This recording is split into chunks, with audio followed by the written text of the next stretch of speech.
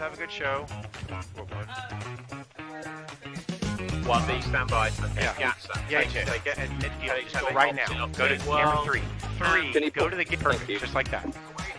I'll just go ahead. Yeah. Graphics 2 is going to be up for the first. Okay. Go right now. Go to camera 3. Go. Yep. Go to the gate. Perfect. Just like that. No music. I'm going to hand to Q. Sophie. Wait for it.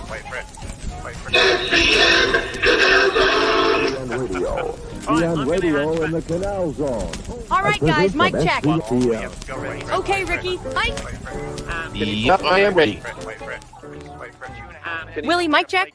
Yep, let's go. 1B, stand by. 10, 9, 8, 7, 6, 5, 4, 3, 2, 1. and we're live. Okay, and go for it, guys. All right. It is 8 p.m. on a Friday night, May 31st, last Friday of the month.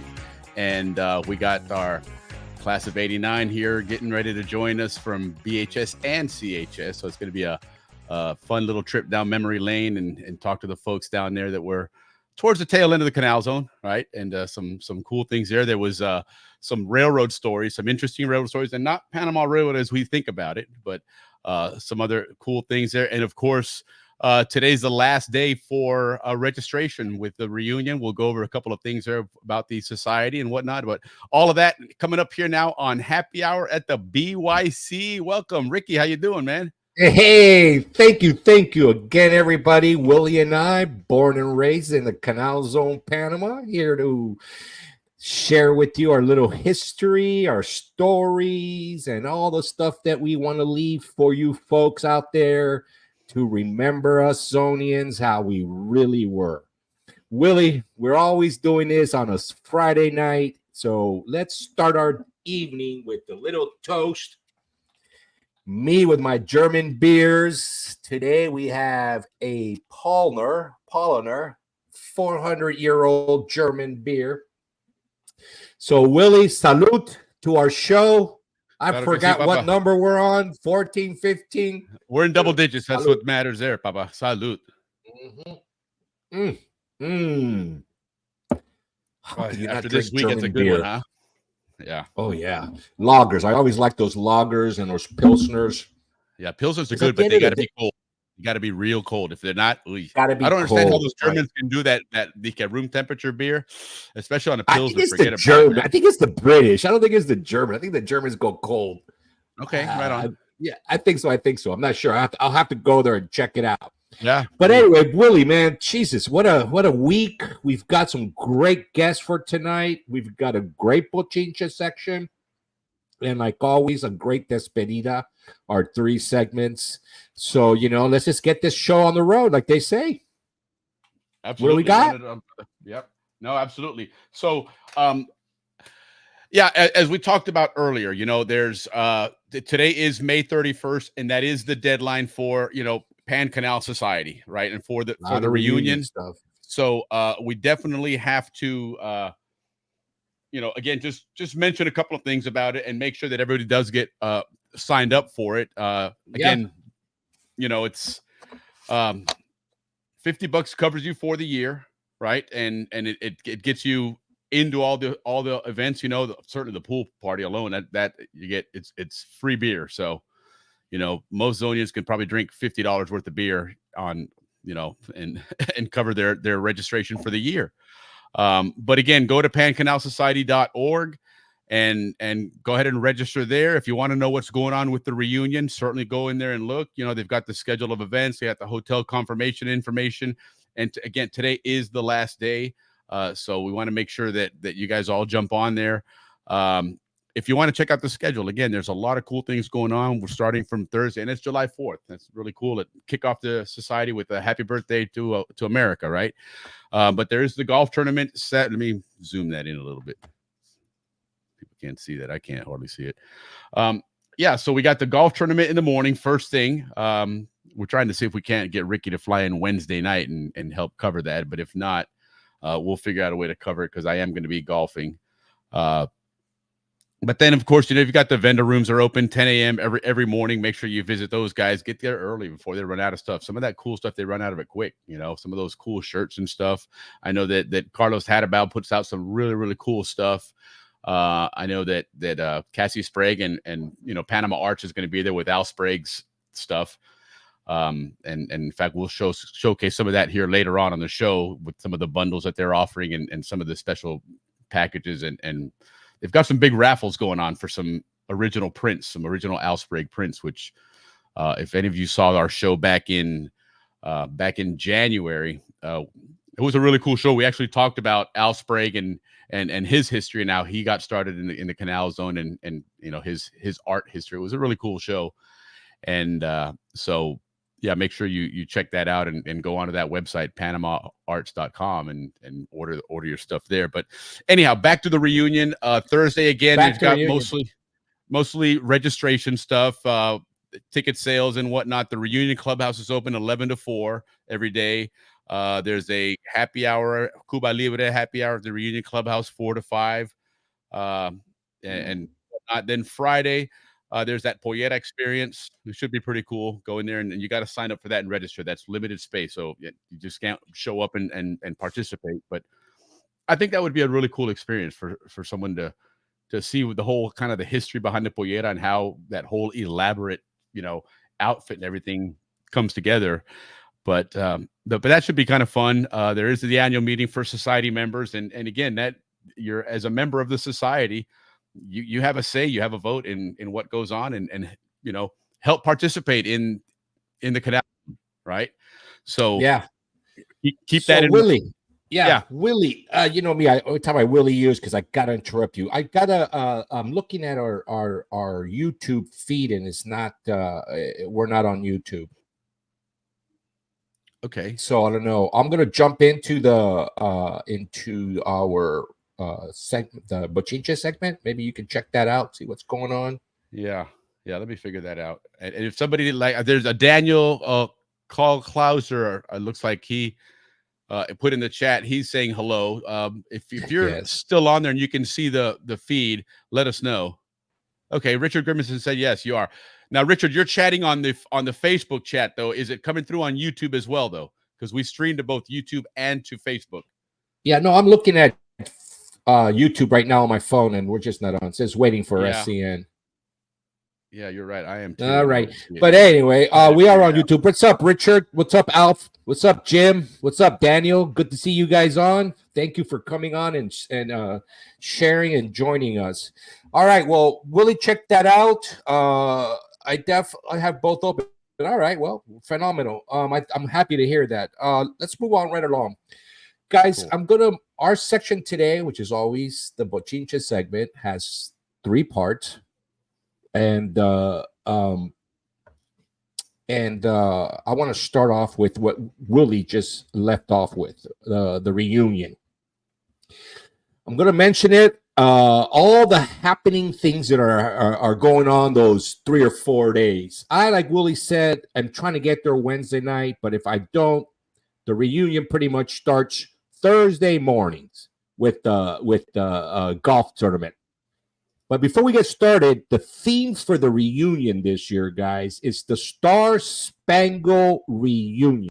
And the reason they chose that theme is because the 4th of July falls on during the reunion. So make sure you bring your red, white, and blue decorations and outfits and whatnot, and celebrate our great 4th of July. All right, so Thursdays at the reunion. The first thing going on Thursday is the golf tournament. Early to Ross time, we got to be there, guys. Right now, only 72 guys can play. And for what I understand, that's filling up. So you'll have to go onto a wait list if it goes over 72. But our chairperson, Dave Bishop, which you guys should be contacting if you want to be in the tournament. There's a possibility for 144 players. If they get the whole golf course, all 18 holes, then you'll have more room for guys. But make sure you get signed up because only 72 can participate as of now. Dave Bishop. Also, Thursdays, the vendors start. So the earlier you get there, early bird gets the worm. You'll run out of things quickly if you don't get there soon. But still, no rush because those guys are there the whole time. Also, remember, there's no luncheon after the golf tournament. So you got plenty of time between the golf tournament to settle in, get in your room, and then at 7 p.m. Actually a little bit later, the kickoff dance starts. But before the kickoff dance starts, Willie and I are going to do a quick live show about, who's there, who we've seen, and what's coming up. So that's going to be a quickie, 7 p.m. on Thursday. After that is the kickoff dance, which is hosted by Richard Grimace's class of 80. And they will be at the Pensacola. Is that it? Is that the way you say that, Willie? Yeah, I don't know how they say that. Pensacola. Yeah, just follow the rest of the Zonians. You'll find it. Yeah. Pensacola Ballroom.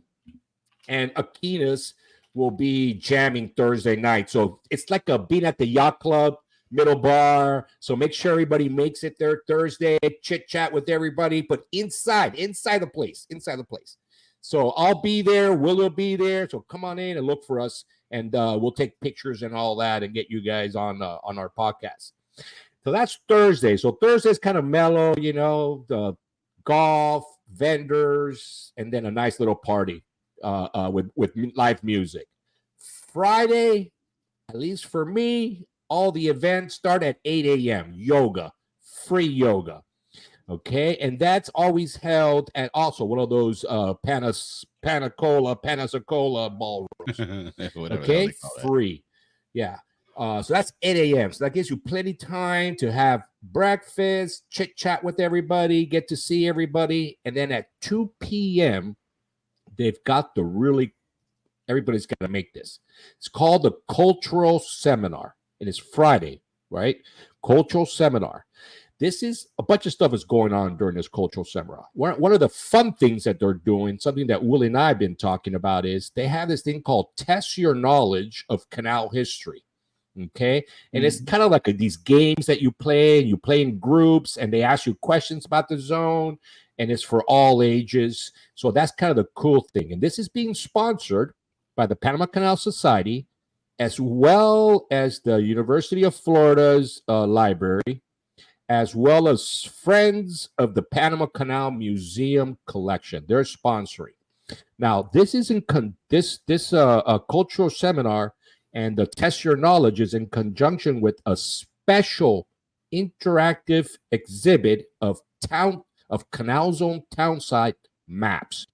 Is there like a time limit on that? Unlike this segment, I think it starts at 2 and it pretty much goes on all afternoon. Because I didn't see an ending time. All right. And so more than likely, this is also going on Saturday. But Friday, it starts at 2:00, right? You have to test your knowledge. And then you're also going to have this special interactive exhibit of all our town sites, maps of it. And they also have a auction during this period where they auction off Canal Zone items, and most of those items have been donated. So guys, it's a great time to get Canal Zone memorabilia at an auction, and of course the money all goes to good causes.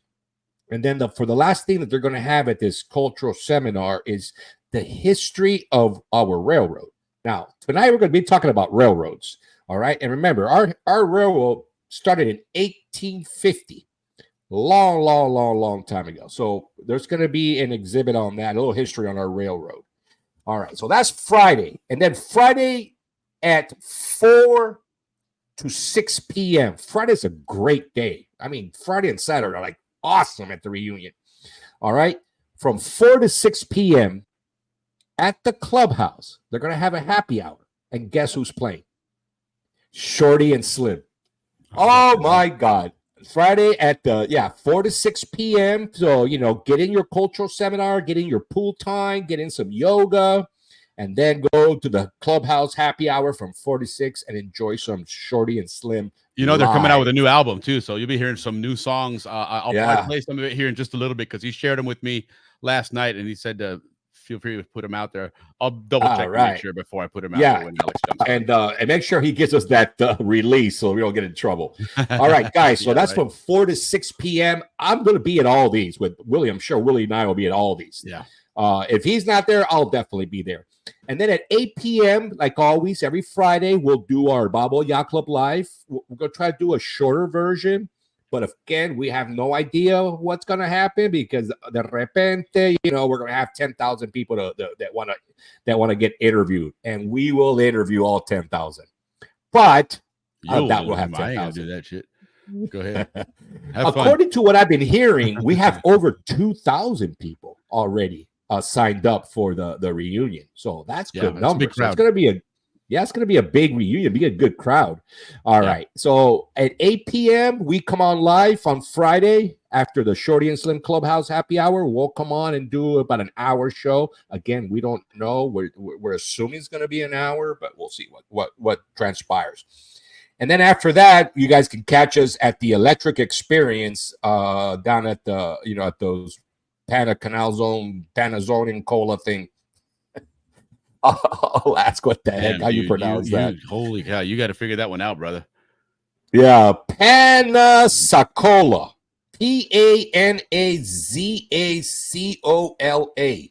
Yeah, that's the hotel. That ain't a Zonian thing. That's not. That is a Zonian. That's a hotel. Yeah. All right. So that's Friday night. So you guys, Friday night, don't burn yourself out like we always do. We burn out by Friday night, and then Saturdays we're all tired because Saturday is another amazing day at the reunion. Again, 8 a.m. yoga, free. So, I mean, yoga is good because you stretch out, you get your blood circulating, and then you really can drink more because you got that blood circulating. You're getting rid of a lot of fluids. All right. So that's Saturday, 8 a.m. And then very special events going to happen between noon and 1 o'clock. Again, at the Reunion Clubhouse where Shorty and Slim would play the day before. They're going to have a Remembering Lucho Azcárraga event. If you guys remember Lucho, he was our piano player, played all the parranda songs, all the songs that we're so familiar growing up with. Well, they're going to have a little tribute to him for 1 hour. Frankie Preto will be playing the music, and we're going to have a pay-as-you-go bar and food.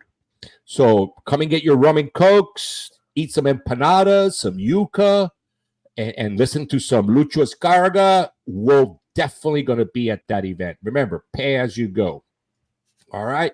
And this event will last just an hour, which will give us plenty time to get our swimming suits on, our sunblock, our hats, and head down to the Balboa pool. But before you head down there, make sure you get your B badge because you got to sign up for this. You can't just walk in. You got to have a badge. So you can drink for free. All right. And you can hang out. We'll be there. This freaking party is epic. It's worth going to the reunion just for that party. All right. So 1 to 5, drink as much as you can. And then after that, we'll have 3 hours to rest, get some dinner, shower up. Because Saturday night, now listen, most of us skip this event, but now listen me out here, guys. We are now the folks that go to this party. In fact, you remember when we first started going to reunions, that Saturday night party was where all the teachers were, the parents, all the responsible people. Well, guess what? That's us now. At least maybe not Willie's generation, but definitely my generation, and definitely not the 89ers. Those guys are still like teenagers. Yeah, remember, I'm a grandpa now. Yeah, you are a grandpa. All right. So Saturday night ball. Remember, it's business casual dress code. All right. So just don't come in flip-flops, shorts, ripped up jeans, tank tops. Just, we're going to be there. We're going to be the ones now, the grown-ups that, are really participating in this event because that party is the formal, right? So I hope to see everybody there. I love to dance. So girls, make sure you go. I would love to dance with every single one of you. And the guys will definitely have drinks together. So it'll be great if we can all see you guys there. Offer to dance with the guys.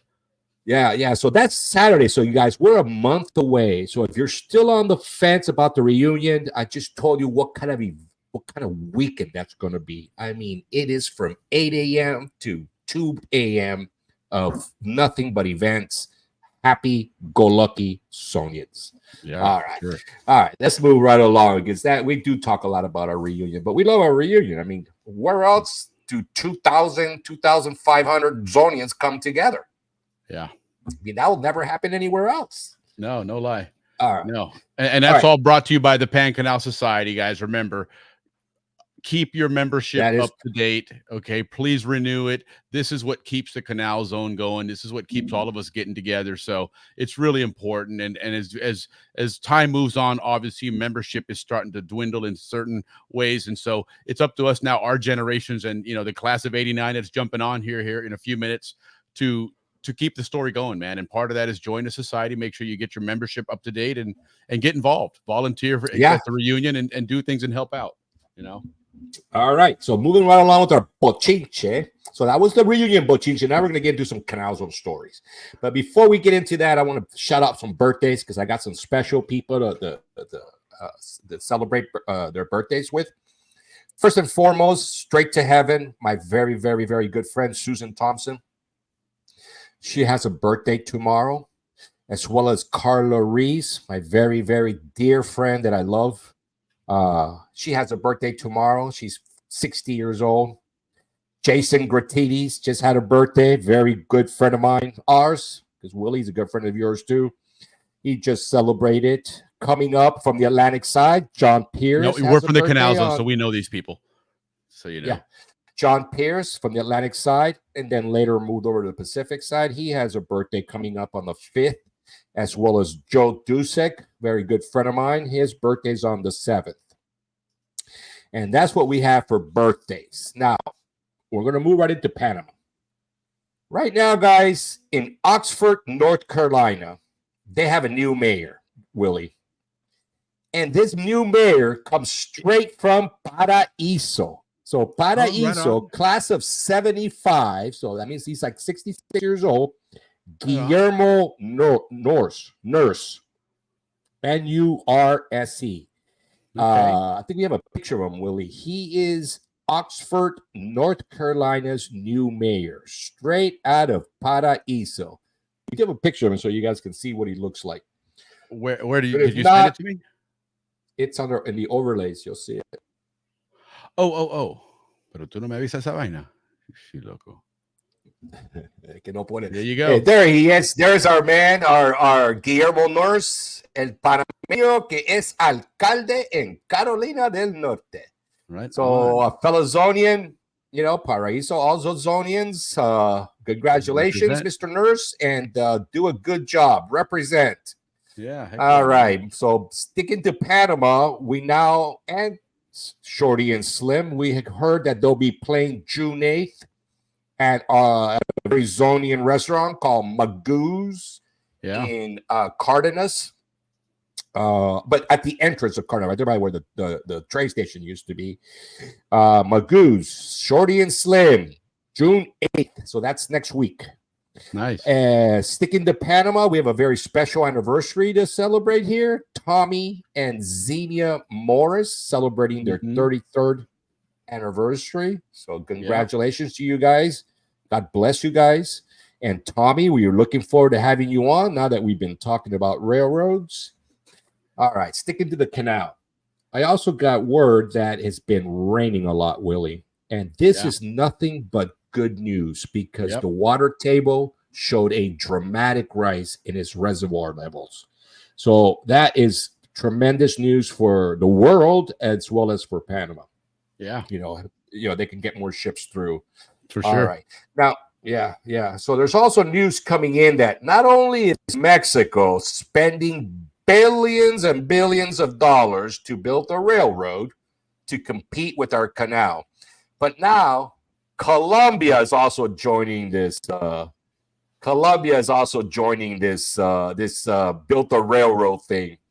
But to compete with the canal. But Colombia wants, Colombia's been, prodding at Panama. They want to go in there and unbury all the Colombians that died during the construction of the canal. That was their request. They said that they were entitled to come in and exhume all these bodies and take them back. And Panama's like, what? We don't even know where those guys are buried. And then the president, because he's got, he wants his, they all want the Colombians want their province back and the canal and the railroad, but they're not going to get that. They want to connect that railroad, that Colombian railroad, to Panama through the Darien. Again, I don't see that happening. Panamanians don't like much happening through their jungle. No, not to mention it'll take almost as long as this segment to build that rail line. I know. Yeah, but so that's one thing that's been going on down in Panama. That's the news of Panama, right? People want to compete against us because Panama is making the big bucks. So speaking of railroads, Panama has also announced that they're going to be investing in this. First, in updating the existing railroad that we all know. They're going to make it bigger, wider, more cars. And second, they're going to build, which we brought up last week, a railroad to Cherokee. We have a quick video here we want to share with you guys of what their intention's going to do. So it is going to be never mind all the Pacific side. Chinese markings on it, because this is who Panama is now. But that's no, they actually got they did the first this design, but it's not necessarily going to be them building it. Yeah. So we're going to have a bullet train, guys, going through like there, you see it right there, going through all our beach towns. So you'll be able to get to our beach towns lickety split, like we like to say, canal zone. It's going to be tunnels. It's going to be it's going to be fantastic. And the new president is committed to this railroad. So we will be having a new railroad in Panama soon, guys. And they're looking at starting this within a year or two. All right, so that's what we got. So look at that beauty. Ciudad del Futuro. Some of the stops you guys are familiar with. Puente de las Americas. That's our bread. Capira. You guys know what that is. That's just like right before Chorrera. Chame. San Carlos. That's our spot there. That's where my father had a piece of property up in that area. Yeah, so that's what we got going on. Ralphie's cousin, Sheila Grajales, mayor elected of San Miguelito. If that's the same one, she is doing a phenomenal job there, Mr. Ralphie. Well, she's going to be doing a phenomenal job that we've heard of, guys. So that's the kind of the railroad. And then we're going to wrap this segment up because we want to bring in these 89ers. I just want to quickly touch on U.S.-Panama relations. This is very important to me that we talk about this because, like I always say, the narrative out there about the U.S. experience is not very positive, and we really want to change that. So quickly, guys, right? And I'm going to move through this because you guys probably already know this. I just want you guys to know that between Panama and the United States, they're exporting $12.5 billion a year, which is still a low number, but it's the highest exporting that Panama does with any other country. Panama exports to the United States, guys, seafood. So if you want to get into these business, this is what where the money is. Seafood, tropical fruits, coffee, cane sugar, and precious metals. Those are going from Panama to the U.S. Now, the country that has the most direct foreign investment in Panama is the U.S., 3.8 billion. These numbers are from 22 because that's the latest numbers that they have. All right, so the U.S. is investing in Panama in energy, infrastructure, finance, and insurance. All right, and not only that, the United States remains as the #1 user of the canal. Willie, 72% of all transits are either heading to or from U.S. ports. So that is, something that's very important for everybody to know. Our relations with Panama are solid, are strong, are friendly, and are beneficial to both sides. Now, lately, a couple of more things that I want to bring out that we've done with Panama, together with Panama, is the U.S. recently donated 8 brand new helicopters. The UH-1 model. I really don't know what that is, if that's a Huey or what, but it looks like those Hueys. 8 of them, brand new.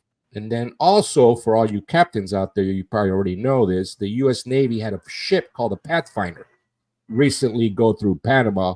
And what they're doing is they're mapping out all the seabeds and canal water for a more efficient transit and use of the Panama Canal. Guys, that's kind of what we have for the Bochincha segment of Friday, May 31st. Right on, right on. Well, that was quite the Bochincha segment there. I know. I always go way past my allotted time. It does. But, That's all right. I've got some good stuff to share with you guys. Ricky has the gift of gab, man, and he certainly likes to show it off. So, but I salute to some Bochinche. Yeah, salute to the railroad and all that. It's our canal. It's our canal, and if we don't do this, nobody else is. Let's go see what people say about the canal. I mean, none of this is out there. So anyway, feel blessed that we moving along. So now we're gonna go ahead and tonight we got one of the really cool things, and one of the things we're gonna start doing a lot of is these high school reunion shows. Right, bring in a graduating class. Tonight's graduating class is actually going to be 2 graduating classes, a class of '89 from both BHS and CHS. We've been trying to get some Atlantic side activity going on with the show anyway. So, here they are now. They're going to join us here. So, what we're going to do now is take a quick look at one of the people that is taking care of us here on the show, Andrew Eftimitis, and what he has to offer for all you Zonians out there. If you want to go and visit Panama and visit the zone, take a look at what they have, and then we're going to come back in with the class of '89 here. So enjoy, guys.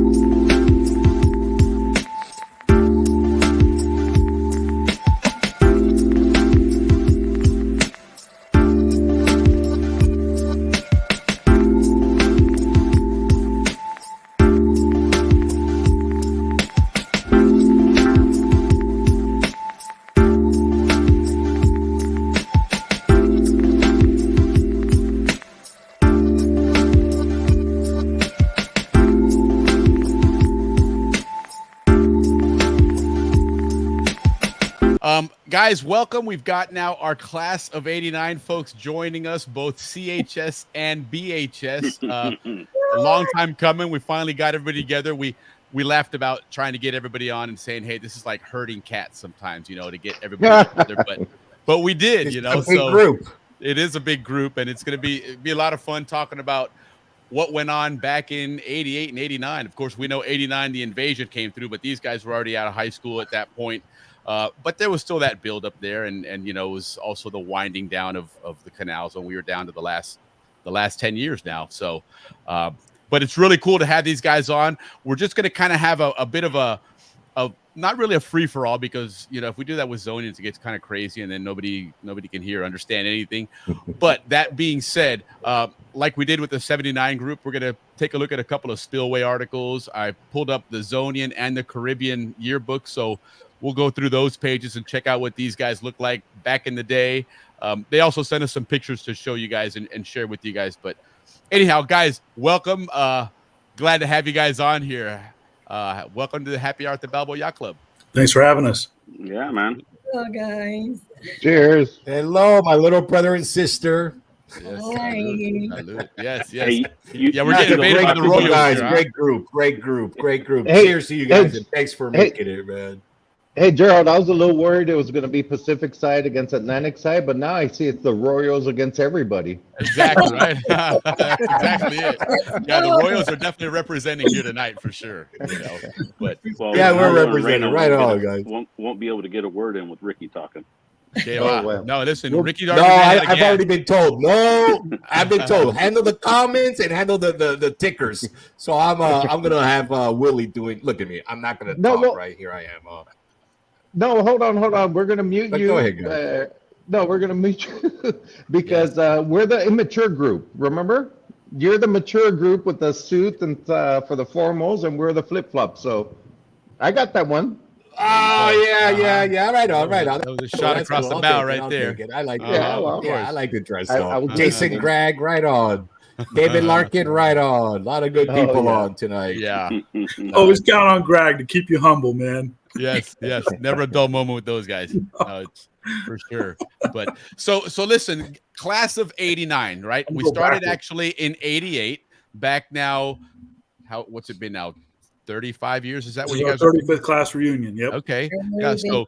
So 35 years, you guys were graduating the zone. We'll go with CHS first because you guys had obviously a smaller class. You know, the Atlantic side started to wind down a little faster than the Pacific side. So those classes got smaller and smaller. But, you know, what was it like at the end there? Because, you know, if for those guys that don't know, on the Atlantic side, they had both at least towards the end there, right? You had both the junior high and the high school in the same building, right? So well, the junior high and high school was pretty much always that way. Yeah. Okay. We went from sixth grade right into high school. Yeah. Right on. So we had basically the same, like 8 different elementary schools, and then we all went to the same high school, and it was Cristobal High School, Cristobal Junior, Senior High School. Okay. So it was the Yeah. same mascot all the way through then for everybody. Same mascot. And Right it was on. a little hell for us because, you know, we were younger, 89, when we started off, you know, when we still had to deal with Ricky's group that were a little older than us, seniors, but Sure. they would pick on us, you know? Yeah. Yeah, Yeah, that's true, but because Who's even, that? Paul Overstreet. Over streets, yeah. Well, that's another topic. right. Yeah. That's for the other show. You know, we're gonna start doing the owl show at some point here where we can talk about those things that we're not supposed to talk about. So There you go. and hey, that might be a membership only show. We'll have to figure out something. there. Statute of limitations is good, Willie. Don't worry. Yes, right on. Yeah, we're good. Yeah. And we don't have extradition treaty with Panama, do we? So I think we're good there. Right on. So, all right. So then back to the Atlantic side now. So how many were in your class for your class of 89 then? 37. I was ranked 38. Yeah. Of course. Of 37. Wow. So all together then in that 89 year, high school students, how many did you guys have, would you guesstimate? I think our school about was like 275. Yeah. Total? And Total. Junior, senior. Oh wow, it's junior. Okay. So a lot of your classrooms even were small. What was your average? Yeah, we had maybe like 10 people in a classroom, 10, 15 people. Dude, you couldn't get away with shit there. No, nothing. No. And the sad thing is all our teachers went to high school with our parents, so we couldn't get away with anything anyway. No. Yeah, sitting in the back of the class, you're in the third row. You know, it's First row. You ain't hiding from nothing, man. Wow, that's brutal. You guys needed the Reina Arroyo and Denise Alberga School of Forgery is what you needed to be able to get away with anything. Right? They like to call that calligraphy. Thank you. That's Yes. it. There you go. Come on. Yeah. Don't tell them where you guys learned that, kid. Don't tell them where you learned it, twins. Oh no, I don't say anything. I keep it like if I'm a goody tissue these That's days. right. Well, Now that my son has graduated, now I can tell him all the yes, truth. exactly. Exactly. Yeah, there's a reason why we kept that stuff undercover for a while. That's right. You know, there's certain things we didn't want to pass on, as proud as we were of that skill. It wasn't something that you necessarily wanted to pass on. But, you know, fortunately for me, my mom, she would just sign it and then let me fill out the note. So, In my case, let me good. just share this really quick. In my case, I had Reynaldo, my twin, that was in my mom's eyes the perfect child, and then I was the wild one. And so when he used to ask, "Mom, can I please, skip class?" she would say, "Oh yes, no worries, I'll sign everything." With me, she was like, "Nope, you got to go." So I had to learn how to. Tiene que estudiar. Teacher, and then I went one time, and Denise Alberga used to take them out for me. We can say that now. And one time, Mrs. Lewis called me in, and she was like, "You're busted. There's too many, excuse notes like forged by your mom." And then they called my mom into the office, and we had a whole conversation. And my mom's like, "Yes, these are all mine." And she's going to mine, like that. And then she looked at me, and she gave me a kiss on the forehead. And she goes, "I'll see you at home." And I'm like, that's fantastic. Boy, when I got home, was I in trouble? Yeah, you had to make her go to the school. So you're going to pay for that. Yeah, exactly. Oh, that's brutal. That's brutal. So now, when we were chatting with you guys on as far as the graduation and all that, right? We were talking about you guys on the Atlantic side, again, having such a small class. It's kind of joking that you had to figure out how to extend it. I mean, what was that graduation like? Because honestly, I can't imagine it taking more than 10 minutes. Well, I mean, they did awards. They did what we did throughout the year from elementary school all the way up, and I think everybody spoke pretty much. Right. Yeah. All 30 people. Well, the thing was, we also had, sorry, Jerome, we also had military, but most of us grew up together as Zonians, and Right. we also had military, but the Zonians, it's like family, and Right.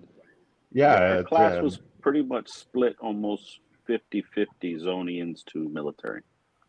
Okay. So yeah, I think it was probably the same way in Balboa at that point, wasn't it? For you guys on Balboa, was it about the same? You think the split, or was it?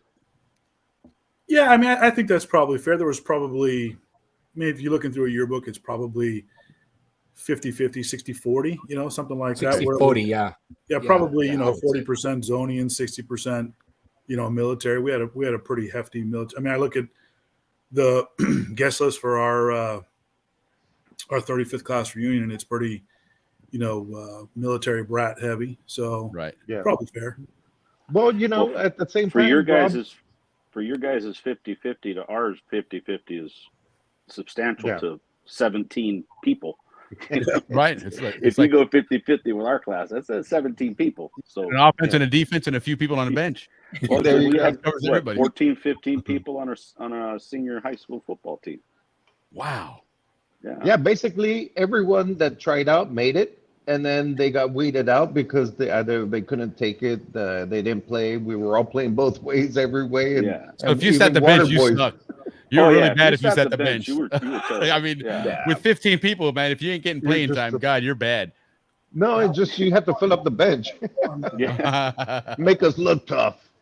Yeah. So what are we looking at here? This picture you sent in, is that Cristobal, or who sent that picture in? I think I did. That's our yearbook. That's Joel Sines, our quarterback. Okay, running for his life. Yep. Yeah. Or like you guys would say, he's rolling out for a pass. There you go. The Balboa people are saying he's running for his life. That's Terry, isn't it? Yeah, it's Hunter. Yeah, behind him. Yeah. Hunter. Okay, right on. So that year, then 88, we start because the beginning of the school year was also beginning of football season. What did you guys end up your record of that year? 0-8. Right. Really? You guys didn't win a game, huh? At the beginning of every game, we were ahead until kickoff.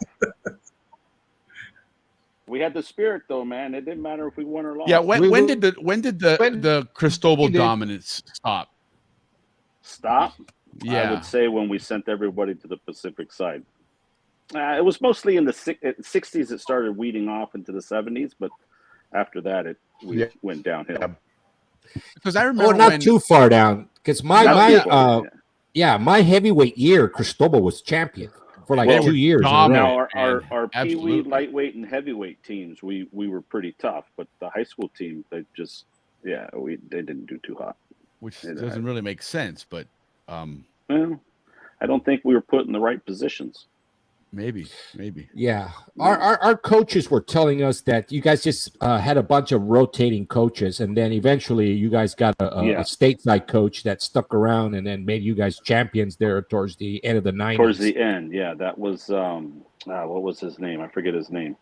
But he came in right after I graduated. So he came in. Oh, right on. Yeah. And then he turned the team around. So yeah. Oh, that's awesome. Now, so now, hold on. I'm trying to get this off the screen here because it's getting in front of everybody here. Homecoming, that was obviously that during football season, we always did homecoming there. So who do we have here? I mean, again, I don't know the Atlantic side, so. And there's Henry. He's back. Welcome back. Yeah, Henry. you go left to right. It's Eric Seals. You had Maria. I can't even see it very well. Maria Stella. And Bruce, Maurice Dodge, Henry, Kendra, Adonisio, Leslie, Joel, Karen, and Matt Rigby. Okay. Right on. And that was half your class right there, pretty much. That was half the class, yeah. Wow, right on. So you could even buy votes there, and it cost you about $6. and you even get some change, and you get the votes and whatever. But right on. Yeah. So now, what did you guys do for homecoming? And where was the place? Because in obviously for Balboa, homecoming and prom and all that stuff, you go into Panama City, and there's plenty of places to go and do. Is that the same there? Was it Cologne somewhere where you guys would go to, and were there anywhere to go there? We usually went to the Elks Club to have the dances and everything like that. Okay. And then after that, we all went to the Balboa Yacht, or the Gatun Yacht Club. Right. You see, you wanted to be the Balboa Yacht Club, but it's all right. It's okay. Actually, we had a lot of places. We would have on the base as well. Yeah. Oh, right on. Okay. Yeah, you'd go out, Yeah, do the regular thing, go for lunch, or sorry, dinner, and then go to the dance. And normally it was a dance like in the zone, but then after a while, when the zone started winding down, then we'd go like to the military NCO club or something. Club. Okay. Which was easier to decorate and all that good stuff. Yeah. But, Yeah, and then we just went right out to the bar afterwards.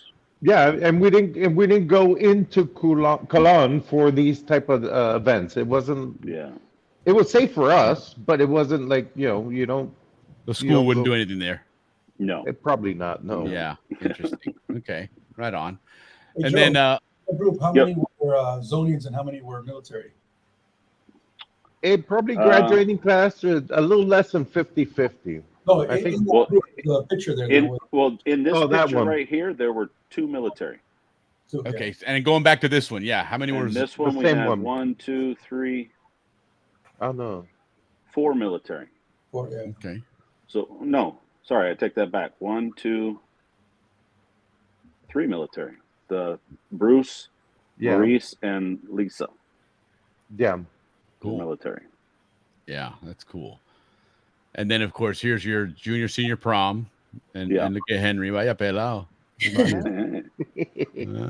it out, Reina. Check it out, Reina. Oye, respeta, Goya. Big brother's here, man. I know, and the twin, but we were talking about the homecoming, so we'll wait for Balboa also. So yeah, no, that's right. Yeah, Reina's used to it. Reina's used to it. Right on. Here's another shot of this. This is the that was a very famous singing group from Cristobal. They would sing. There we go. That's it, man. The first boy band. Yeah, absolutely. Right on. Those menudos.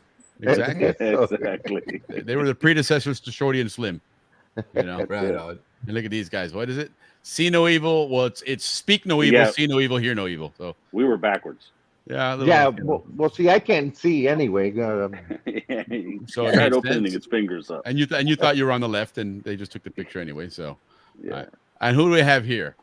That's the class. The student body. The senior class. Officers. Council. Yeah, officers. Yeah. Okay. So and who's Joel is laying down. Okay. And you got Leslie. I forget her name. Lisa. No. Mickey. Karen and Kendra Rankin. Okay. These are sisters. Cousins.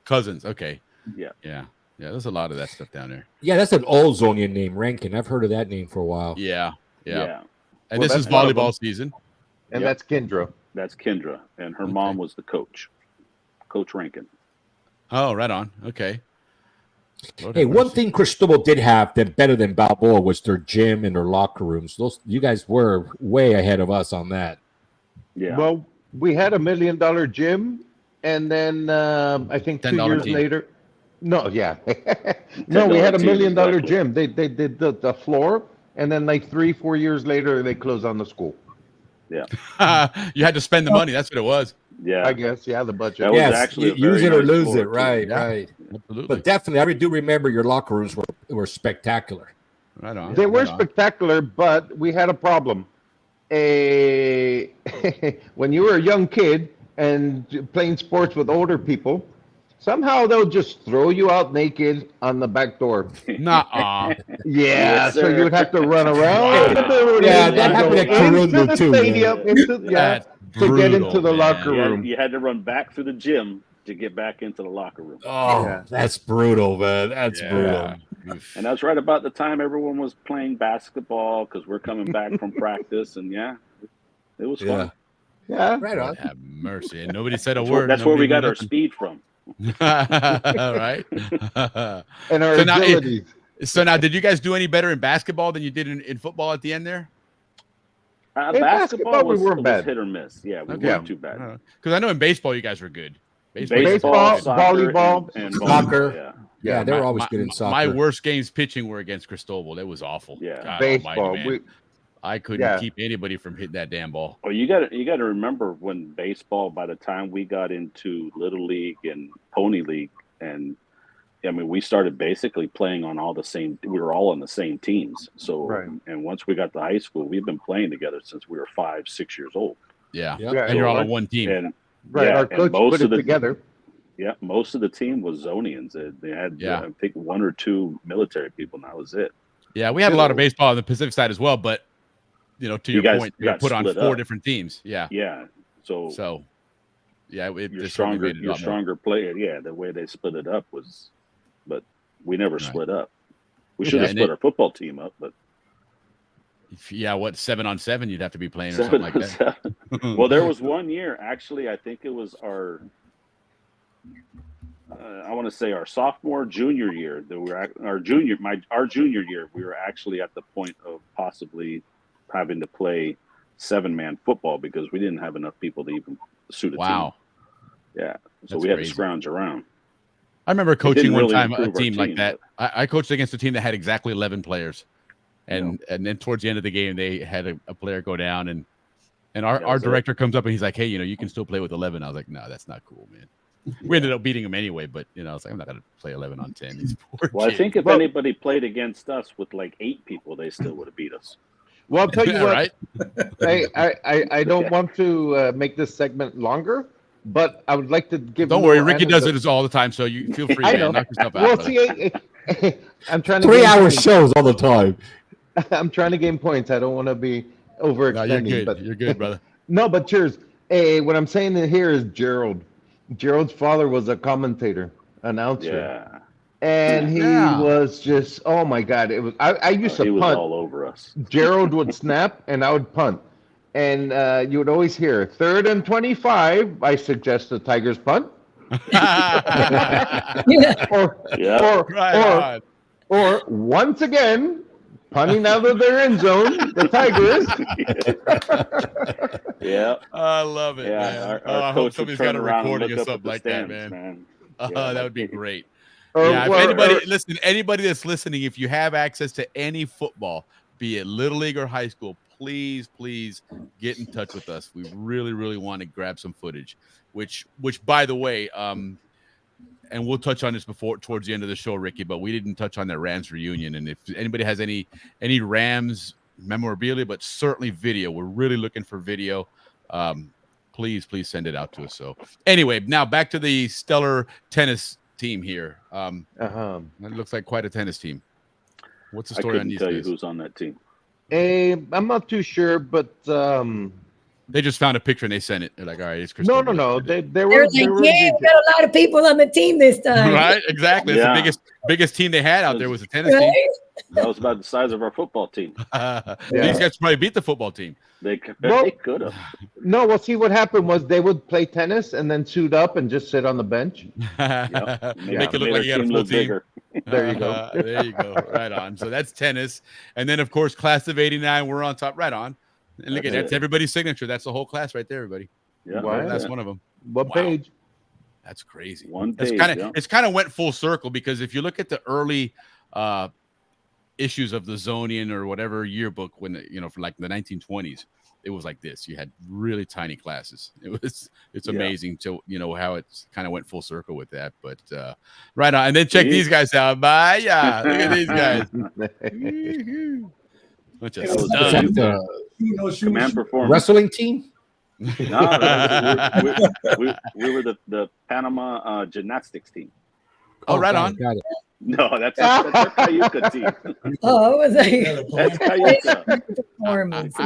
I'd have believed more so the gymnastics team than the Cayuca team, just to be honest. But all right. So how did you guys do? Did you win? Did you place well? Did you do all that? Because I don't know. Yeah, we did pretty. Command performance did pretty good. The 4 years that we paddled, I think the first year we got 11th, second year we got 3rd, and then 4th year we got 4th. Wow, look at you guys. Yeah, I I was alternate for I think 2 years, but or 1.5. And that's the picture. That's why I put that one there because I was alternate. Very cool. So yeah, Henry, I actually ended up breaking my ankle, and I was in a cast. So as I'm getting my cast replaced, Henry had to go paddle, and he came back. He said, well, "You're and not gonna back do then that the to cast me was a again." big freaking brick, man. They wrapped that Yeah, shit up with like I 30 had to- pounds of plaster. So and it I was had to put a ridiculous to use plastic that thing bag on. over it. And Yeah, no shit. they actually, at one point, they said they weren't going to let me paddle because they said that I wouldn't float right The swimming. if I fell over. If Yeah, I was no in shit. Swamped. So I'm like, Well. okay, I'll just hold on to the life jackets. But yeah. Yeah, well, it depends if your teammates actually, like you said, no, grab his, man. Come on. You know, actually, I played all sports, but the paddling, sorry, it wasn't mine.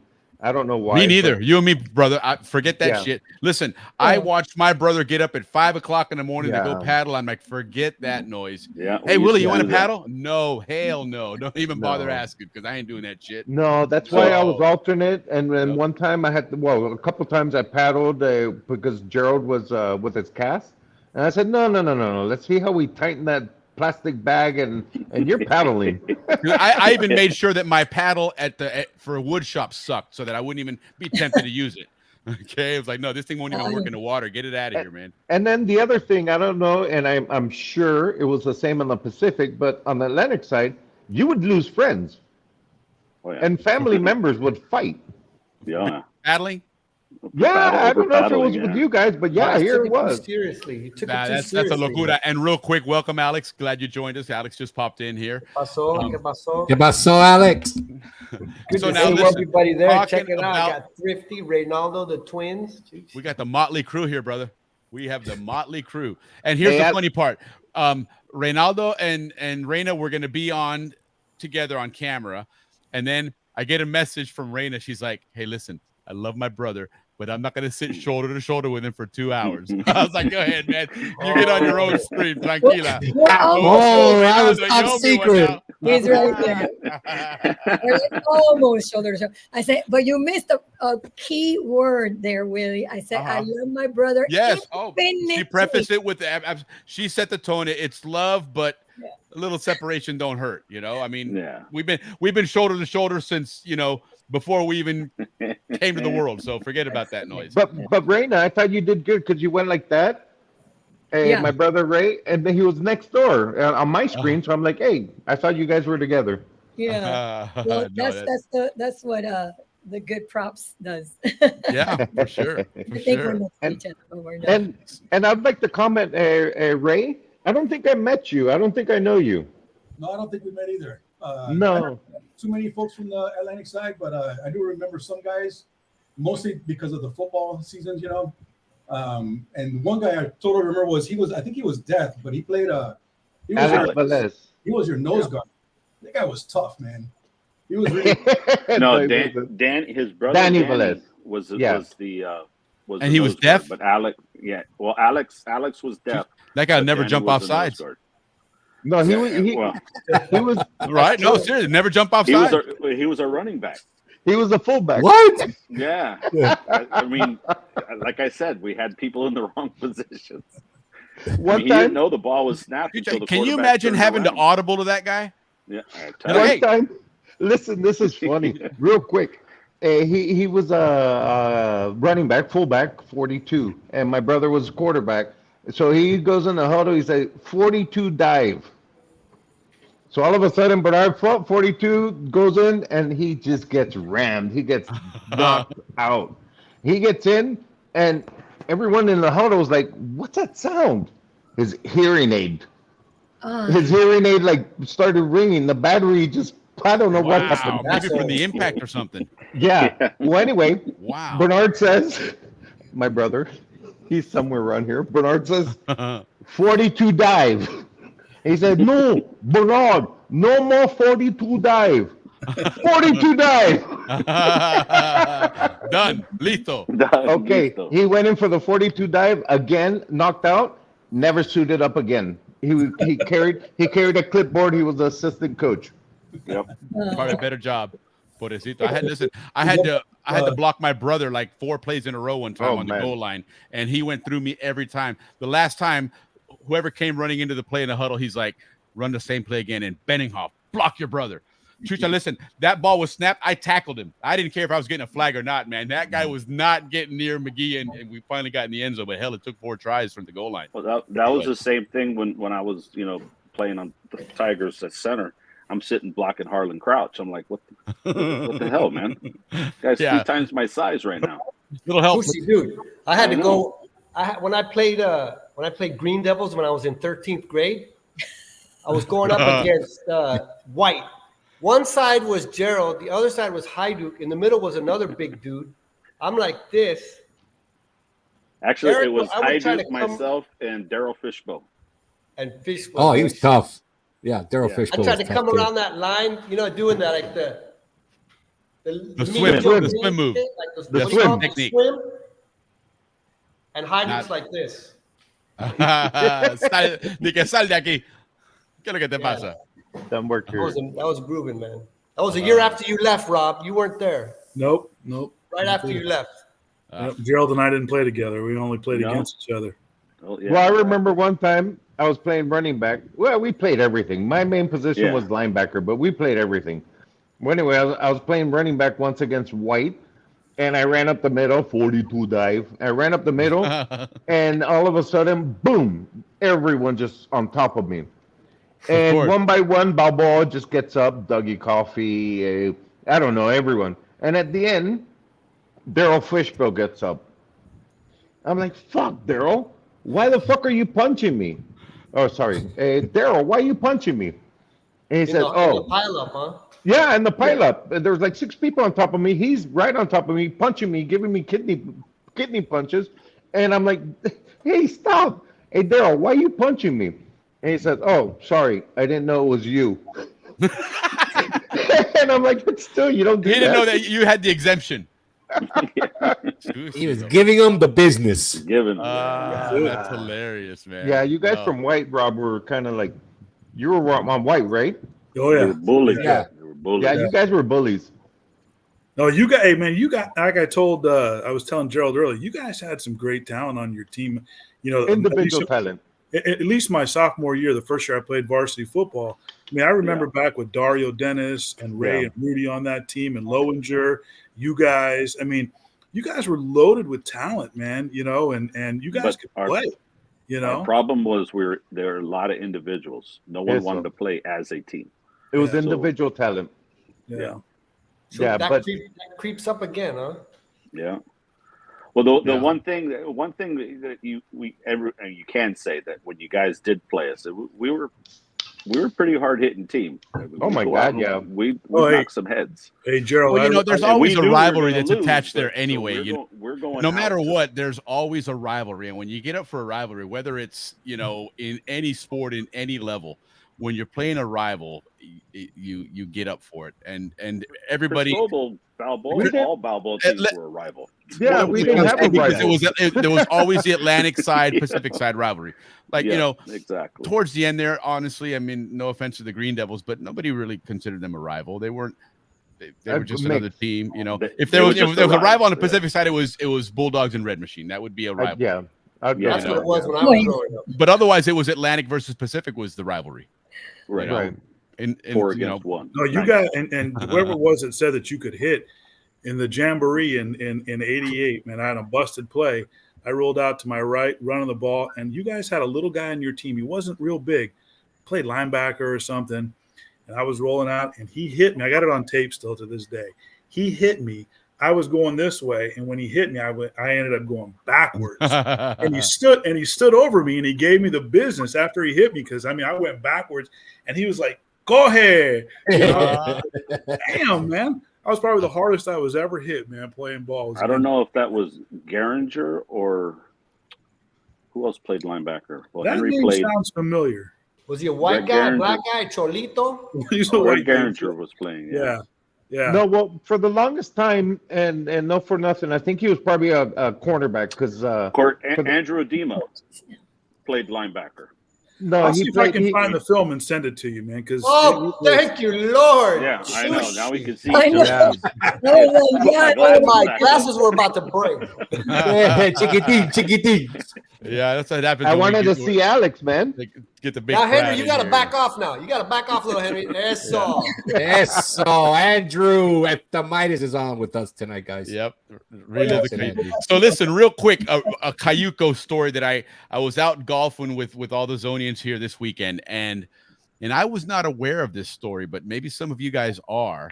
What timeout? We got a timeout request. Did it here. happen in 1989? Yes, it did sometime in that era there. Okay. So apparently there was who was the team that or who was Nizelic and those guys apparently got into a boat and came out of the puddle skipper. That was 88. Yeah. And apparently they come out at the end of the race there and they First come out of this channel there. And apparently they're the ones that got on the picture on the newspaper and everything as the winning boat. When they were just doing it as a gag, they were just messing around. They got Joyce was like the guy. Community scene. Yeah, they came out from the mine docks. Yeah. Right as you passed by Mindy, they dropped in there, and as soon as they saw the boats coming, they. That was dipped out. Stevie Joyce. Stevie Joyce. Stevie Joyce. Yeah. Nizelic. John David Deere, Nizelic, yeah. and I think Laxo. No, And he said they crossed the finish line, and the people there taking the pictures and cheering and everything, and it's like, Yeah. oh no, it's not a boat in the race. It was That's funny when it 'cause- came out in the picture as the winner. Oh, but it was funny because I was in the finish line by the locks, Gatun locks, and then you hear, "Oh, the first boat is coming!" The announcer, "Oh my God, who is it?" And everyone's like, "The paddle skipper." What? Who? And they- Nobody ever had heard of that boat. Yeah, man, I heard that. That was First hilarious. place, I had they're never all heard that fresh. story. Yeah, they're looking all fresh. They don't even look tired. They're like walking down like with so much energy. I'm like, Yeah. but that's already a sign that they didn't we're know. smelling they a didn't rat know here. the race. That is too funny, man. Yeah, but that was Pacific Siders doing Atlantic Side travesuras. Bueno, That mira, wasn't porque a- son The más person who liso. invented that was John David. I bet. Ah, you. okay. Oh, I didn't There realize you he was go. that funny. I always thought it was Stevie Joyce. There you go. There you No, but go. my dad didn't let me talk to Stevie Joyce for like a year after that. Oh, He's like, you stay away from that Joyce kid. You stay away from that Joyce kid. That's what he- or if Look, Stevie Joyce was around there, hi Stevie Joyce. He was our DJ in our that's too year. funny, man. Yeah, that cracked me up when I heard that. I was like, not shocked at all that somebody would pull up something like that. And I'm wondering if that ever happened prior to that. I can't believe it didn't. I don't think it did. Those guys were unique, man. There was Yeah. only Yeah. one. They broke the Dude, mold that with was- those guys. Yeah, Well, I think the only ones that ever did that, to be honest. Yeah, Well, we're I'll gonna tell have you- to have him on when we have a Cayuco show again because Oh, I yeah, definitely for want to hear sure, that whole for story, sure. man. Yeah. That I'll was tell great. you real quick. I used to hang out on the Pacific side a lot with John David when he moved over. He moved over, I guess, in seventh grade. So he was Okay. my best buddy. And then I used to take the train over and get off in Los Rios and hang out with him. Right. Well, anyways, I would hang out with him and the La Boca crowd, the Scooter and not Right. La Boca, sorry. La Boca. No, No, shit. Scooter was Diablo. Diablo. The Diablo Club. Yeah. You know, Frank No, Alberto. Diablo, que Diablo, Diablo. All right. Come on. Diablo. Hey, Reynaldo, I'm pretty impressed with Henry's like understanding of the Pacific side. Like he knows the town sites and shit. Did they give you that in civics class on the Atlantic side, or how did? On the was- train it was- over. it was He gets our- geography. That was geography class at school. Ask had a any map of these reading class. Pacific siders a special place in Atlantic side. I bet you they don't know. Margarita. Their geography Plazos, class. plazos. Listen, their textbook was the phone book. They gave them the Canal's own phone book, and that's your geography class here. Yeah, That's it. it. That's it. That was it. So No, well, Well- anyway, back to the Cayuca real quick. I was a little kid. Sorry. I was a little kid. I was probably like 15 years old. And you know how in Balboa they used to do you would show off the Cayuca boats. right. Right. So you'd go around the Parade. trail, and drive around. Well, one time I went, I don't know, a little with my friends there, and they were driving. Yeah, probably. Maybe, Uno surely. nunca sabe. Bueno, at the end of the day, I forget his name. Rob something. He had a Tercel or a Toyota, and we went in the car. In his car, I'm in the back seat, and everyone in his car. He went in, he drove around, He went in the center of the stadium, and he said, "Oh shit, we forgot our boat," and then he took off. I had no idea what we're doing. I'm like, "Hey, you guys get in trouble, man." That's great, man. We don't do that. That was a very big deal. That parade that they did around Balboa Yeah. Stadium was a big deal, man. Oh, yeah. Exactly. Yeah. That is too funny, man. So And listen. not only was the Cayuco important, the car that was pulling you, that was, Right. you, that was important too. Okay. Claro. Hey, Claro. my last story, and I'll shut up for a little bit. I don't think it's going to be your last, but go ahead. Hey, look. I got a cubetazo Panama, Dale, man. ahora sí, claro que sí. Alex said Refill. I can't drink. Alex said, but I didn't get the memo. Papa, it's happy hour at the Balboa Yacht Club. Okay. Vale, So pues, cheers. it's actually required if unless there's extenuating circumstances.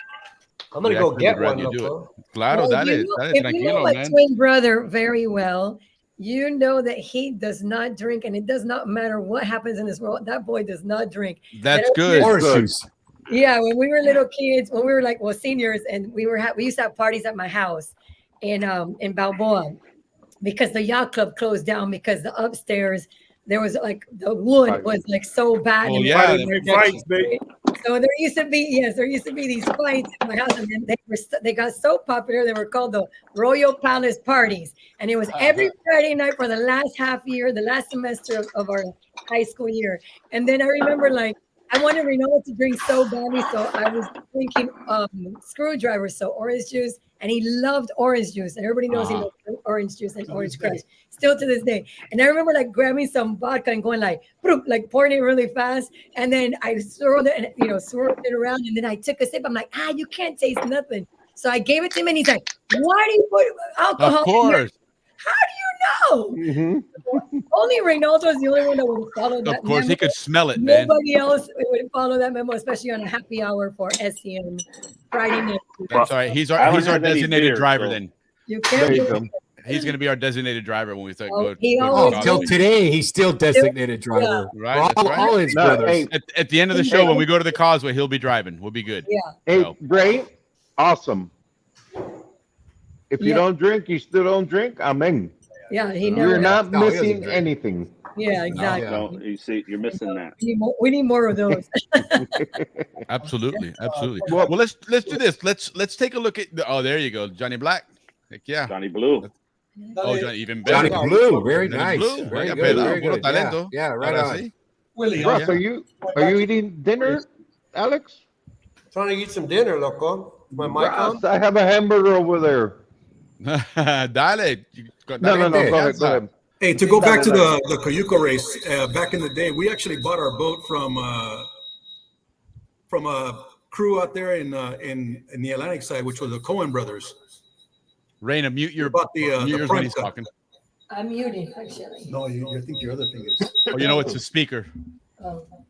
Because it's Sounds like picking a it up. shorty and slim because game. it's coming out of his speaker when you're hearing it. It's coming out a second time. Yeah. So does How about now? it- Testing, Yeah, you guys should use one speaker and one mic, whoever's computer, and then it'll be better that way because it'll pick up sound from both. We were trying that, but then you guys couldn't hear me. It was you. No, I can Turn hear off you. yours because it's your computer, and then talk over here. Yeah, Someone filming this? just No, talk he'll it pick loud. it up. Just say, Can you hear me? Yeah. okay, Yeah. go. I was saying that when we bought our boat, the Cayuco boat, it was from the Cohens, and it was the prime cut. Okay. Oh, yeah.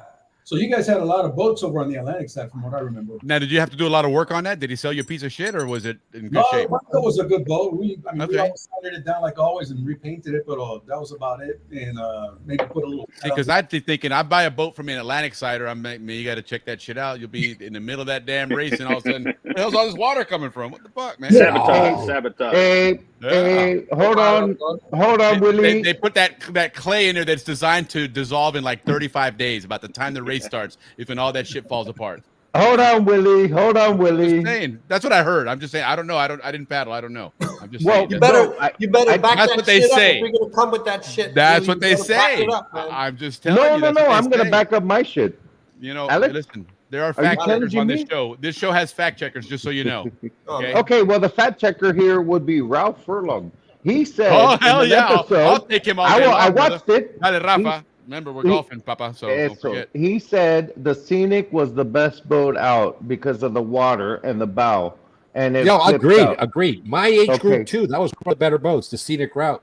Well, in between the Eccles and obviously the David and the Cohens, because they all paddled together. I think the Echo family are the how would I say this? The Atlantic side Egger family. Eggers. Okay. And The Eggers have all the mosts, right? All the utmost. Yeah. All the most. Utmost. Most. I paddled the most. And then I also paddled in the shortcut that was also the Atlantic side boat. And I paddled actually with Gerald's sister. And that was a lot of fun because, you know, she was in was for us. PCC. She was in PCC that year. And so we ended up paddling with her. It was a lot of fun going up. Look at Ricky. To the Atlantic Tranquilo, Papa, tranquilo. The Atlantic siders. Yeah. I'm kidding. That's just the natural go-to response when my little sisters are around. Got my eye on you. Siempre cuidando la hermanita. Cuidado, juega vivo. Hey, I was gonna shave and I was gonna, you know, put the bueno. Hey, I put down that note. Guapo todo el mundo. So now, Henry, are you in switching a little bit of time. Yeah, I'm in Panama. I'll let it wait. Okay. And you said your brother's there. Salúdamelo, por favor. Yep. Hello. Definitely. But, you're 87, right? That's the same age. I'm 86. Oh, he's 87. But still, yeah. You know, when you're apart, it's like the same thing. But no, but now going to the Pacific side now, because we were talking about the Atlantic side. How many were in your graduating class? 89 on at Balboa. Weren't we like 230 or something like that too? We were like 250, 260, but the day that it all, because it happened so quick for us, like we were out of school on Monday and then we were told like, okay, you're graduating Wednesday. And I think, you know, we had some people that, because of everything that was going on, got shipped out. And so we were down probably 10% of our class by that time. So I think it ended up being like 220. What do you mean shipped out? Like, because of all the political problems, they just moving people out of there. Go, you're out, you're gone. Wow. You know, yeah, shipping people out. You well, know, obviously the military knew. Yeah. Oh yeah. Well, I knew. So listen, we left in January of '89, and my dad was up there in canal protection, and he knew that shit back in like October of the year before. Said, okay, let's start packing our shit up and go. And in January, pa'lante. Because it was coming. It was definitely coming. Well, Rob, sorry, I don't want to interrupt you, but Alex, I'm going to go on with this one. Our side for the Just Cause, we were actually, obviously December, everyone came back from college, high school, we met up, and we hung out at Eccles' house in Gatun.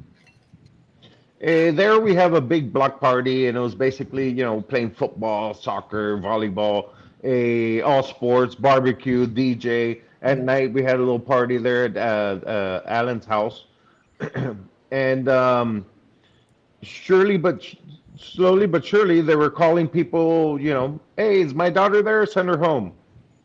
Hey, is my son there? Send him home. And we didn't think anything of it, but when they called Gerald home, I'm like, oh shit. My mom yelled down from the hill, get your ass home. Wow. And it says, you know, Gerald's got called home. What's going on? So anyway, everyone was leaving Eccles' house, and they were still DJing. They were having music, and I was like, hey, I got the key to the yacht club. Let's go down to the yacht club. Like the Titanic. The music kept playing. Yeah. So maybe a handful of us, we went down the yacht club. We were just there drinking beer and hanging out, listening to music. And all of a sudden, everything's dark. And I swear to God, I heard, poof, poof, poof, poof. 6 helicopters flying low over the lake, going just across us. Straight into Colon, yeah. Yeah. And I was like, oh, shit, what's going on? But, you know, it was so all of a sudden, we ended up leaving. So we left, right? And it was John Lewis, my brother and I. And my brother's driving, and we went. And we were going to go into Colon to go eat something and hang out a little longer. But I decided I was a little drunk in the back, and I said, no, we got food at home. Got you. Well, anyway, we turned into Margarita, and we saw the MP cars there, and we saw a whole troops. And oh my God, we were parked right in front of a house of John Lewis, right there, 100 feet, not even. And there was the barricade there next to Margarita School. And all of a sudden, Captain's there is like, I'm like, what? It's like, he's trying to speak some language. I don't know what it was. And my brother's like, hey, we're Americans. And we all say, hey, we're Americans. And he starts speaking English. And he says, hey, restricted area, leave. But sir, he's like, go home. But sir, there's home in that corner. He's like, leave. And I told my brother, I was like, back it up, man. Well, anyway, the guy locked and loaded on us, and he said, back it up. Put it in reverse now. And I said, Bernard, back it up. So he backed up the car and almost hit an MP car behind us. All of a sudden, we heard MP next to us, and hey, what's going on? James Hartman, he graduated with us in high school, and he was there in that corner. And we said, James? Damn. Oh my God, yeah. We said, James? He said, yeah. Henry, Bernard? And hey, your captain. Wait. He was a military guy? He was like one of the soldiers? He graduated and he was actually stationed. He was stationed there in Fort Gulick, I believe. He graduated in Panama. He lived in Panama for a good time in Fort Gulick.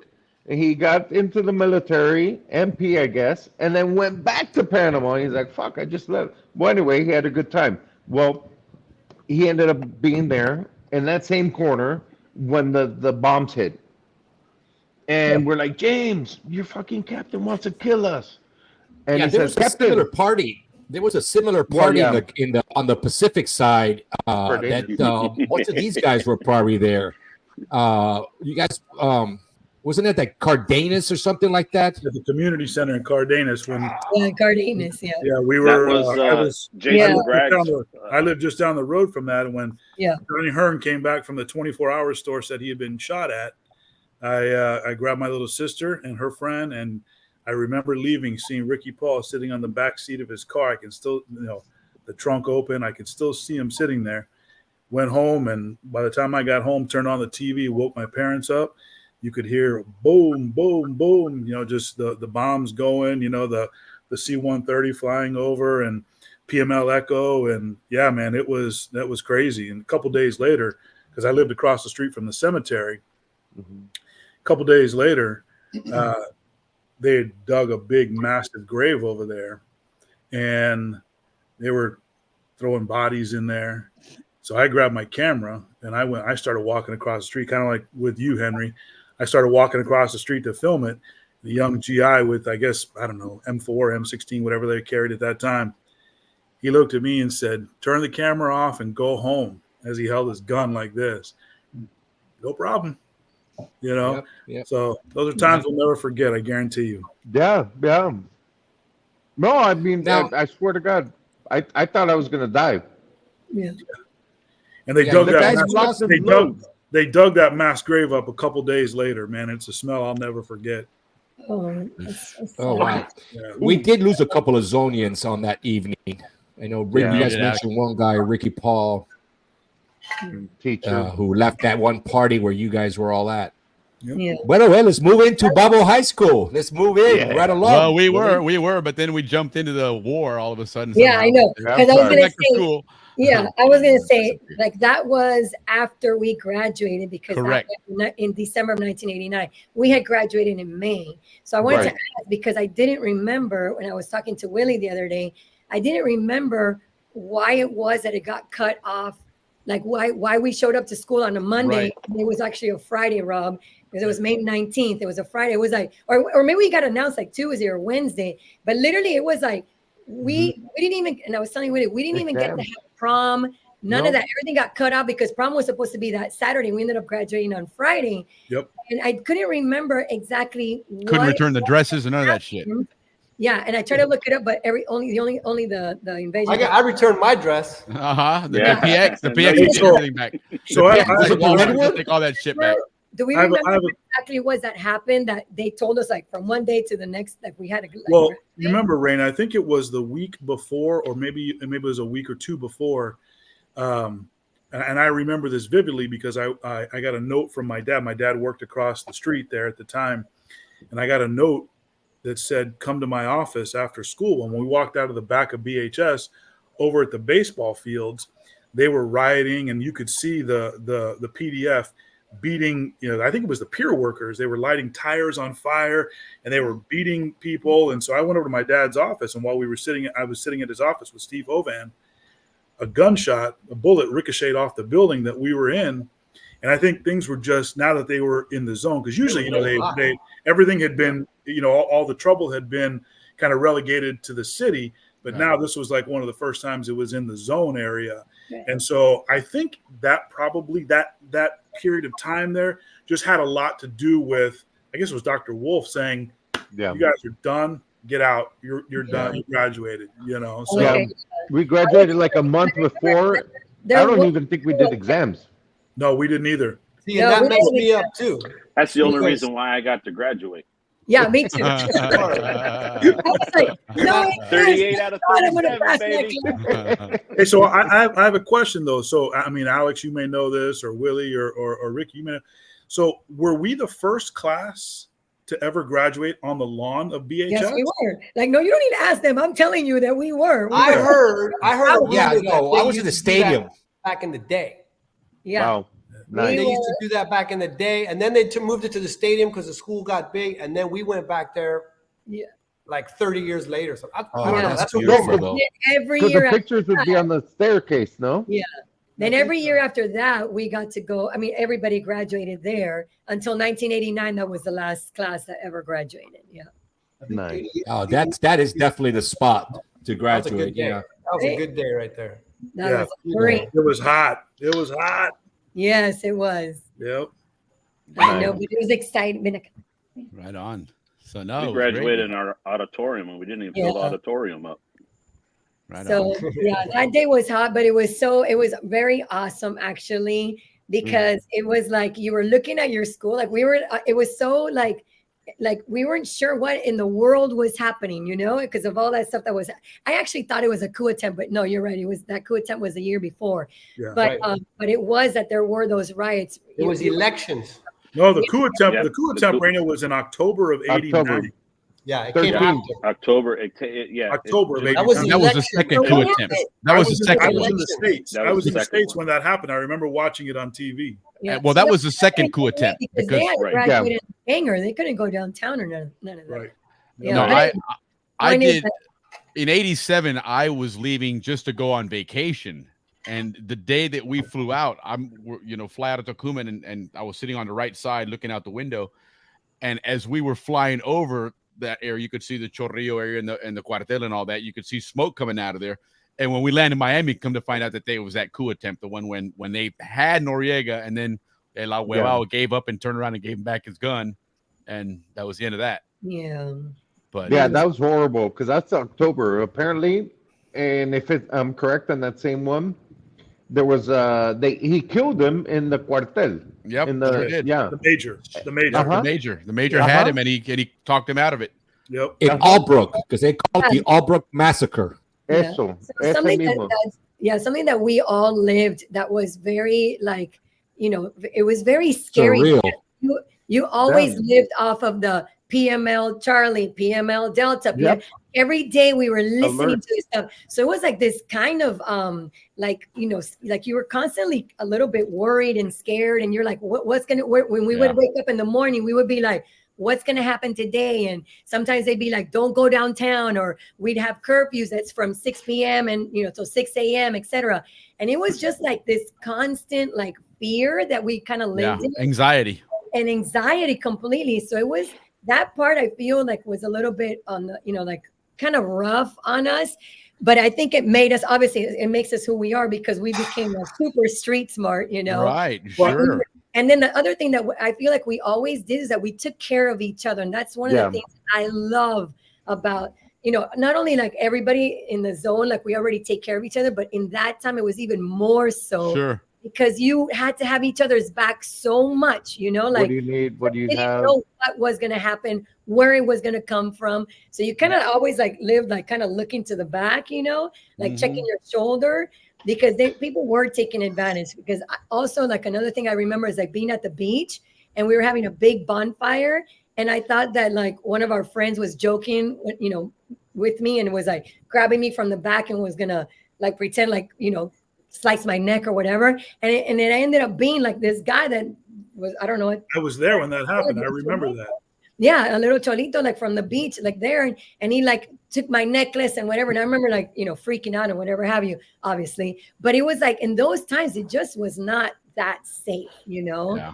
But anyways, Which is what I mean. That's to your point, Rena. This is why I always, I mean, jokingly, but there's a little seriousness behind it. Why I always say that, you know, the class of '89 is, you know, such a special class because, you know, we're a very, I think, a resilient group. You know, the real political issues really started in earnest in '88, and we lived through all of that with the PML, you know, Bravo, Charlie, Delta, and then, you know, graduating early. And, you know, I mean, after I graduated, I was 3 weeks later, I was gone, you know, and I've never lived in Panama again, you know, and so you know, that's why I always say that, you know, we're just a very special group of people just because, you know, the uniqueness of what we had to endure our senior year, and we missed out on so much. Yeah. You know? So, Yeah, but looking out for each other's back, it's totally understood about your class.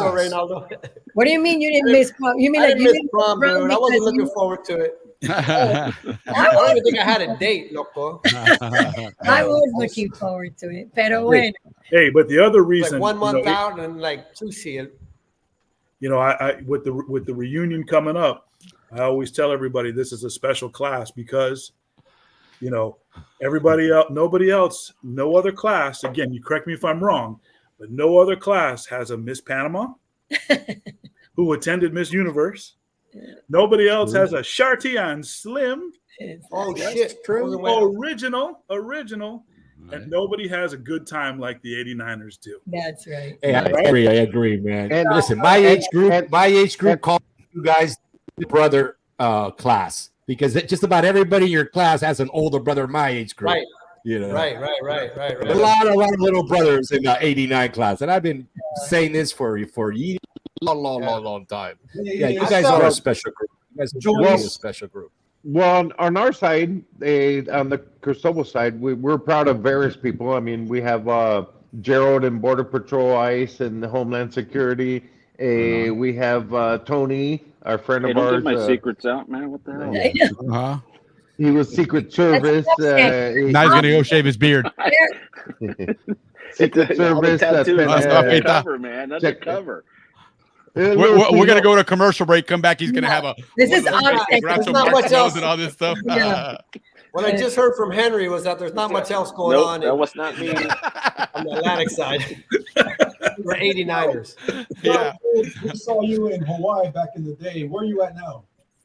I live in Connecticut, so Okay. I had a little bit of travel. So I went from Hawaii and then moved to Colorado when I was working with Home Depot, and took over a store in Colorado. I got picked up with customs and then moved out to I went to Vermont, got divorced, went to Iraq, got injured, came back. You had to go to Vermont to get divorced?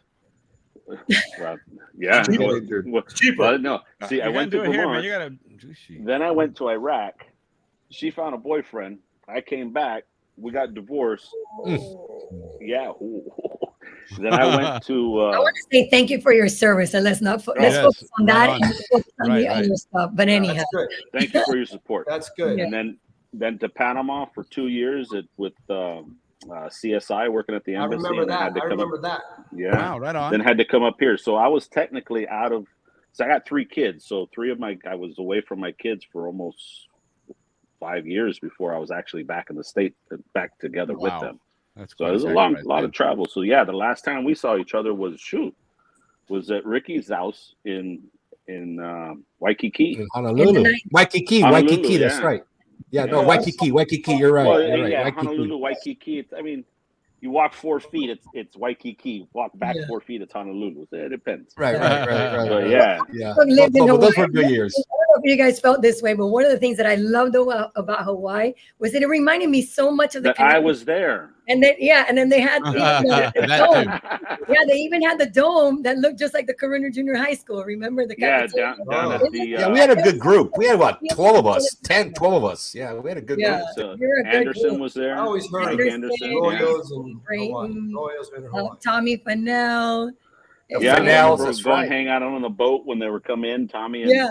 Yep. We had some good times. Dennis Cow's house. Remember he lived up in the North Shore? Yes, he was up Yep, at the North yep, Shore yeah. for.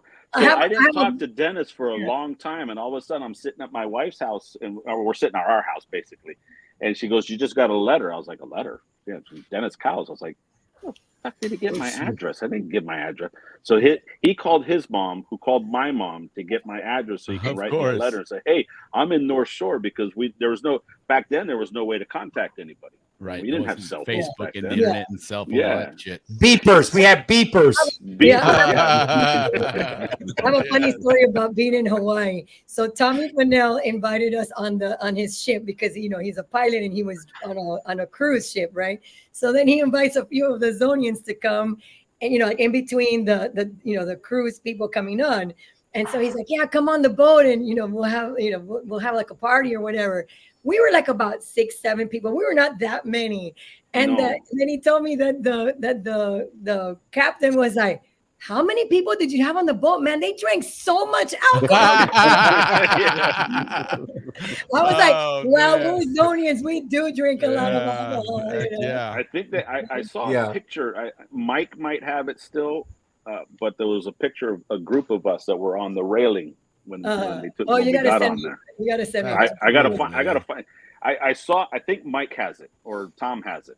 Yeah, you gotta get us that. But anyways, I thought that was hysterical. I'll never forget it. That was good times. Good times. That's funny. Yeah. Funny. So then, okay, so now back to BHS here. So you guys graduated. And again, things are getting rough now. I imagine was the college closed and did that open up again in the fall or? It opened up again. Yeah, there was still Yeah, pieces. everything went back to normal Yeah, after everything right was back to done. normal. I mean, life still continued on, but it wasn't. It was just different. Yeah, it wasn't as freedom The as we same had it. shit, man. Yeah. Yeah. Party, go to Yeah. class, hang out. Skipping school. Pretty much, yeah. Causeway. Going to the causeway. Exactly. I went, Yeah.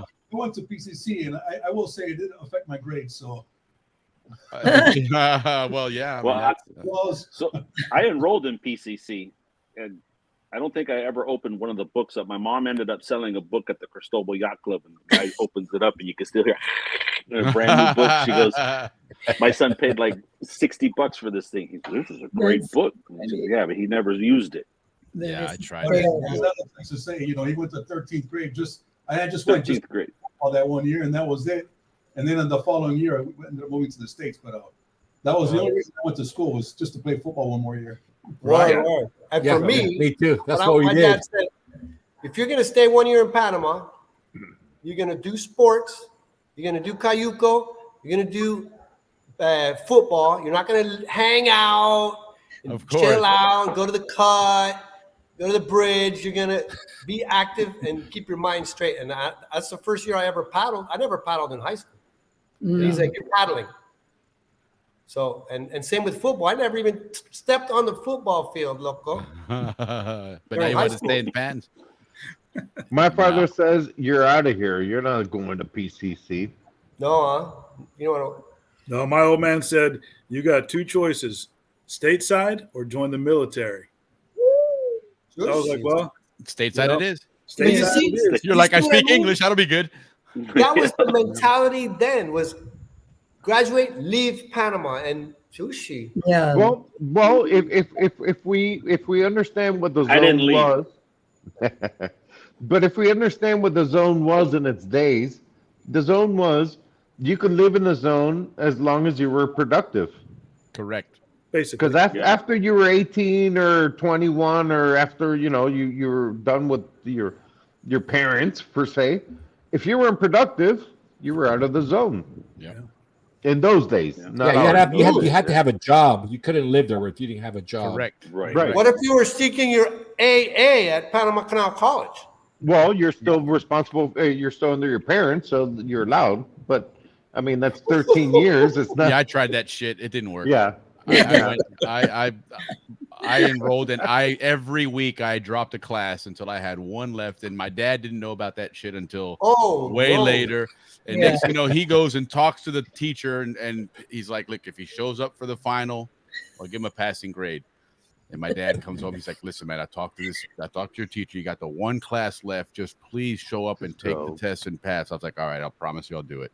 Te lo juro, I got there and I put my hand on that doorknob. I'm like, "Fuck this, man." And I did, and I left, man. I get home. My dad's like, "Did you go to class?" I was like, "Yeah." "Okay, good." "Did you take the test?" Nothing but no. I did, but I didn't cross the And threshold. I didn't walk in the classroom, man. Oh, he was so disappointed. He was ready at that point. He was like, "Lara got that aquí," but thank God I was, Mama took care of me, and I was working for Copa and Tocumen, so I was like, okay, I got a job at least. So I was being productive. I was working at least. So anybody else get homesick after moving stateside? Oh, yeah. How long did it take you to get homesick? Horrible. 5 I mean, months. for my age group, right away, because we would return for Christmas and summers. Right. Yeah. I never left. I gained those freshman 15 for sure. And then when I came back, people didn't recognize me, and they were like, only when I spoke, they're like, "Oh, that's you right now." I'm like, "Yeah, I know. I gained weight. It's okay." No, I remember. Everybody else did, so I wasn't the only one. Just saying. Hey, Rob, I was freshman in college in the States, and like in your a 13th month grade, in, I wrote Mango Street straight up because I was Really? just missing home so bad. Nice. Yeah. Right on. Yeah. So bad. That's where That's Mango awesome. Street comes from. I love it, Alex. Yeah, that's a great. In No, the I was dorm. like I said, I was working at Tocumen, and so every time people came home for Christmas or for summer, I would be out there at the gate, and they'd hand me all their passports, and I'd just walk over to immigration and hey. When I came to the States. Go ahead, Reina. Go ahead. Oh, no, I was gonna say it's because you're speaking about Copa. So I remember coming back like from San Francisco and then flying all the way to Miami, and then from Miami you caught Copa to Panama. Correct. And then it was like by that time it was already like regular happy hour time, like 5 o'clock. Yes. You would ride Panama at 7, and I would go on, and then I would see Alejandro Palm, and then he'd be like, "Oh my God, you guys are here!" So he would, you would get free beer, and then he would, instead of asking for one beer every time, he just passed us the 6-pack. He's like, "Here you go," and I was like, "Oh my God, this is what I love about the Zonians. We all know each other. We take care of each other." Yeah. Always do, man. Oh my God, Copa in those days was a traveling bar. Right. It was. Oh my God, all those airlines. It was free. Yeah, it was all free. Yeah. All the what were the airlines back then? Pan Am, Braniff. Yeah. Yeah. They had the freebies too. Eastern. Yeah. No, it was great, man. I'll tell you, that was probably my favorite job ever, was working in Tocumen for Copa. Oh, I bet Don't forget Braniff. Don't forget Braniff. Dude, I got a question. Uh-huh. How did you get to Tocumen? Every day you do Tumba Muerto from the canal zone, loco? I would get at first we get picked up by the Copa van would pick us up. Word. If there was on Wednesdays and Sundays, I would go in real early because we had a flight to Haiti, and then in the afternoon it would go to Jamaica. And that flight had the same people about every 3 or 4 weeks would come back. And they go to the free zone, and they buy a shit ton of stuff, and they go back to Haiti and to sell it. So after a while, they all know me. The Jamaica flight, let me tell you what, I made some serious money on that flight because it was all excess baggage. These people, I'm like, okay, it's going to be $300, and they'd hand me their passport with $150 in it. I'd open it and fall in my drawer. Thank you. I would made some good money there. Hey, you're making customs look bad, man. Well, and in hindsight, you look at it and like, well, I'm writing down all these different weights, and those people are calculating weight and balance on that aircraft. And it's a little heavier than I thought, man. I mean, it wasn't all that crazy, but no. Yeah. So those days, the van would pick me up at home, and that the neighbors hated it because he'd pull up at 5 o'clock in the morning, beep beep beep, blowing the horn, and I'd walk out, and go to Tocumen. But the other days, I'd have to catch a bus to the terminal, and then the van would pick us up there and then go all the way through, to Tocumen. So, but it was cool, man. It's Because just crazy to think that there's a zoning and going down Tumba Muerto. That must have been like 3 hours to get to the airport back in the day. well, and it wasn't Tumba Muerto. We go through Central and all that because I'm going through the city picking up everyone else that lives in the God. city. Yeah. Yeah, because he's the last one, So Exactly. He's one being picked up, and then he's going and doing the trayectoria. Listen, when they pick me up early in the morning, I go to sleep, man. Wake me up when we get to Tocumen. I sit in the front seat because I'm the first one. There's So no corredor sur. no, okay, wow, none of that shit, man. Forget about it. In fact, when all the stuff was going down with Panama and the Dobermans and the cops and all that, we were coming home one day and we get to an intersection out by Avenida Balboa, right near where Parque Urraca was. Okay, in that area there. The Miramar. Yes, and now there's none of that was back then. Yeah. And there's one of those caravanas, right? The long Marco caravan, Nacional all with those the cars curve. with the white handkerchiefs, right, hanging out the window. And it's about 200 of these cars going by, and the last one, como un ahuevao, did not go through the light. That car stopped. Dude, those Doberman, the cops, they jumped on that car like nobody's business, man. They opened the door, threw tear gas in it, and next you know, it's like a clown car. Like half a dozen people come flying out of that car. Batonazo, coi lo tuyo, man. Threw them all in the paddy wagon. It was hilarious, man. Because we're watching that shit, and we see all the cars go by, and we're like, mira esa huevao que no. Hey, stop, and that's it. You're done, Bubba. You should have kept going, man. Hey, really, when we were down there, down there in March. The first full day we were there on Saturday, the 16th. We took a trip over to Portobello. Took my family, my kids, to show them for the first time, right? And we're on what's the road that runs? Is the Corredor Norte, I guess, is what it is, Alex, right? That takes you over to Panama Colón. Yeah. So we're there, and all of a sudden we come up on this big traffic jam, and we're like, man, this is going to take us all day. All of a sudden the cars start parting. Here comes. They call them anti-motines now, right? Isn't that what they call them, Alex? Anti-motines, right, Henry? Yeah, anti-motines. That's crowd control. Crowd control. The riot control, whatever, And I told my kids, I said, man, I've been back here in 32 years and nothing's changed, man. I know, right? They come back and they get the full experience. I said, here, I live this every day, But they're nicer. Now they know that the stories were not lies. Yeah.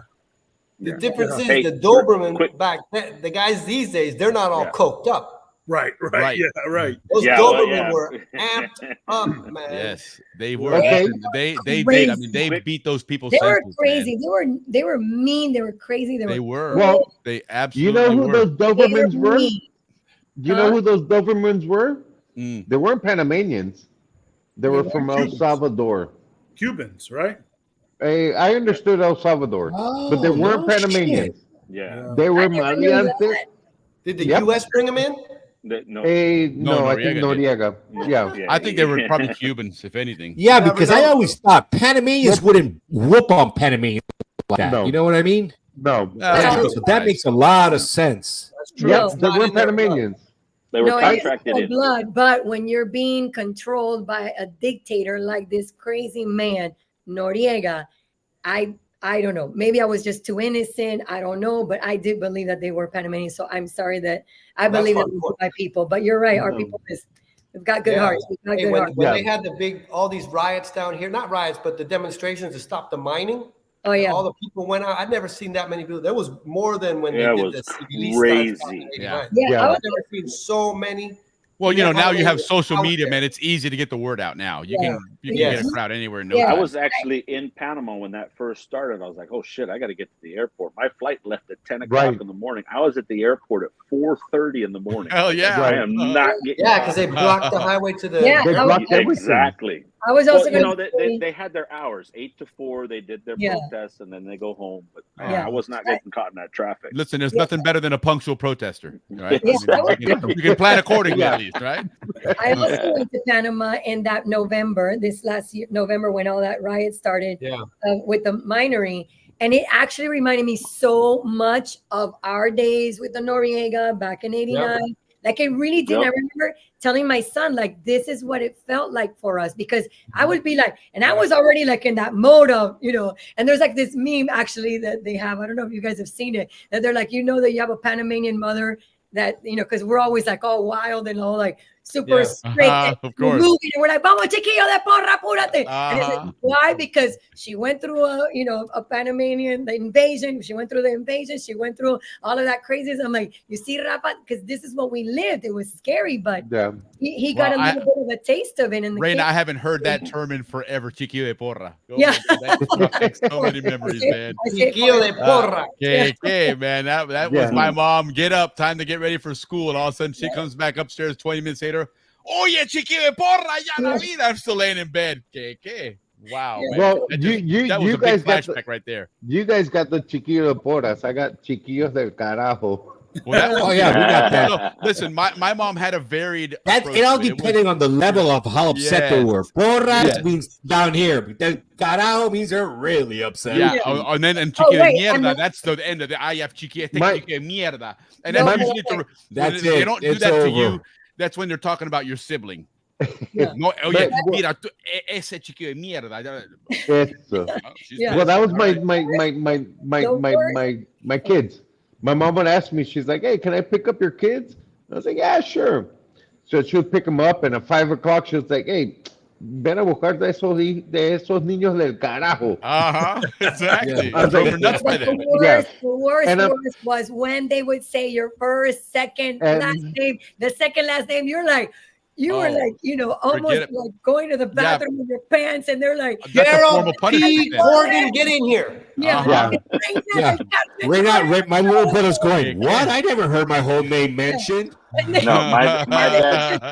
They My would dad just never yelled my first they would full just name. say, I'm Reina gonna will never get get in them. trouble. Voy a sacar la correa, and I was already crying. I was already like running out the door, like it was hysterical. Our No, parents. no. They're- For me, they're- it was Wilbur. When I heard Wilbur, I'm like, oh shit.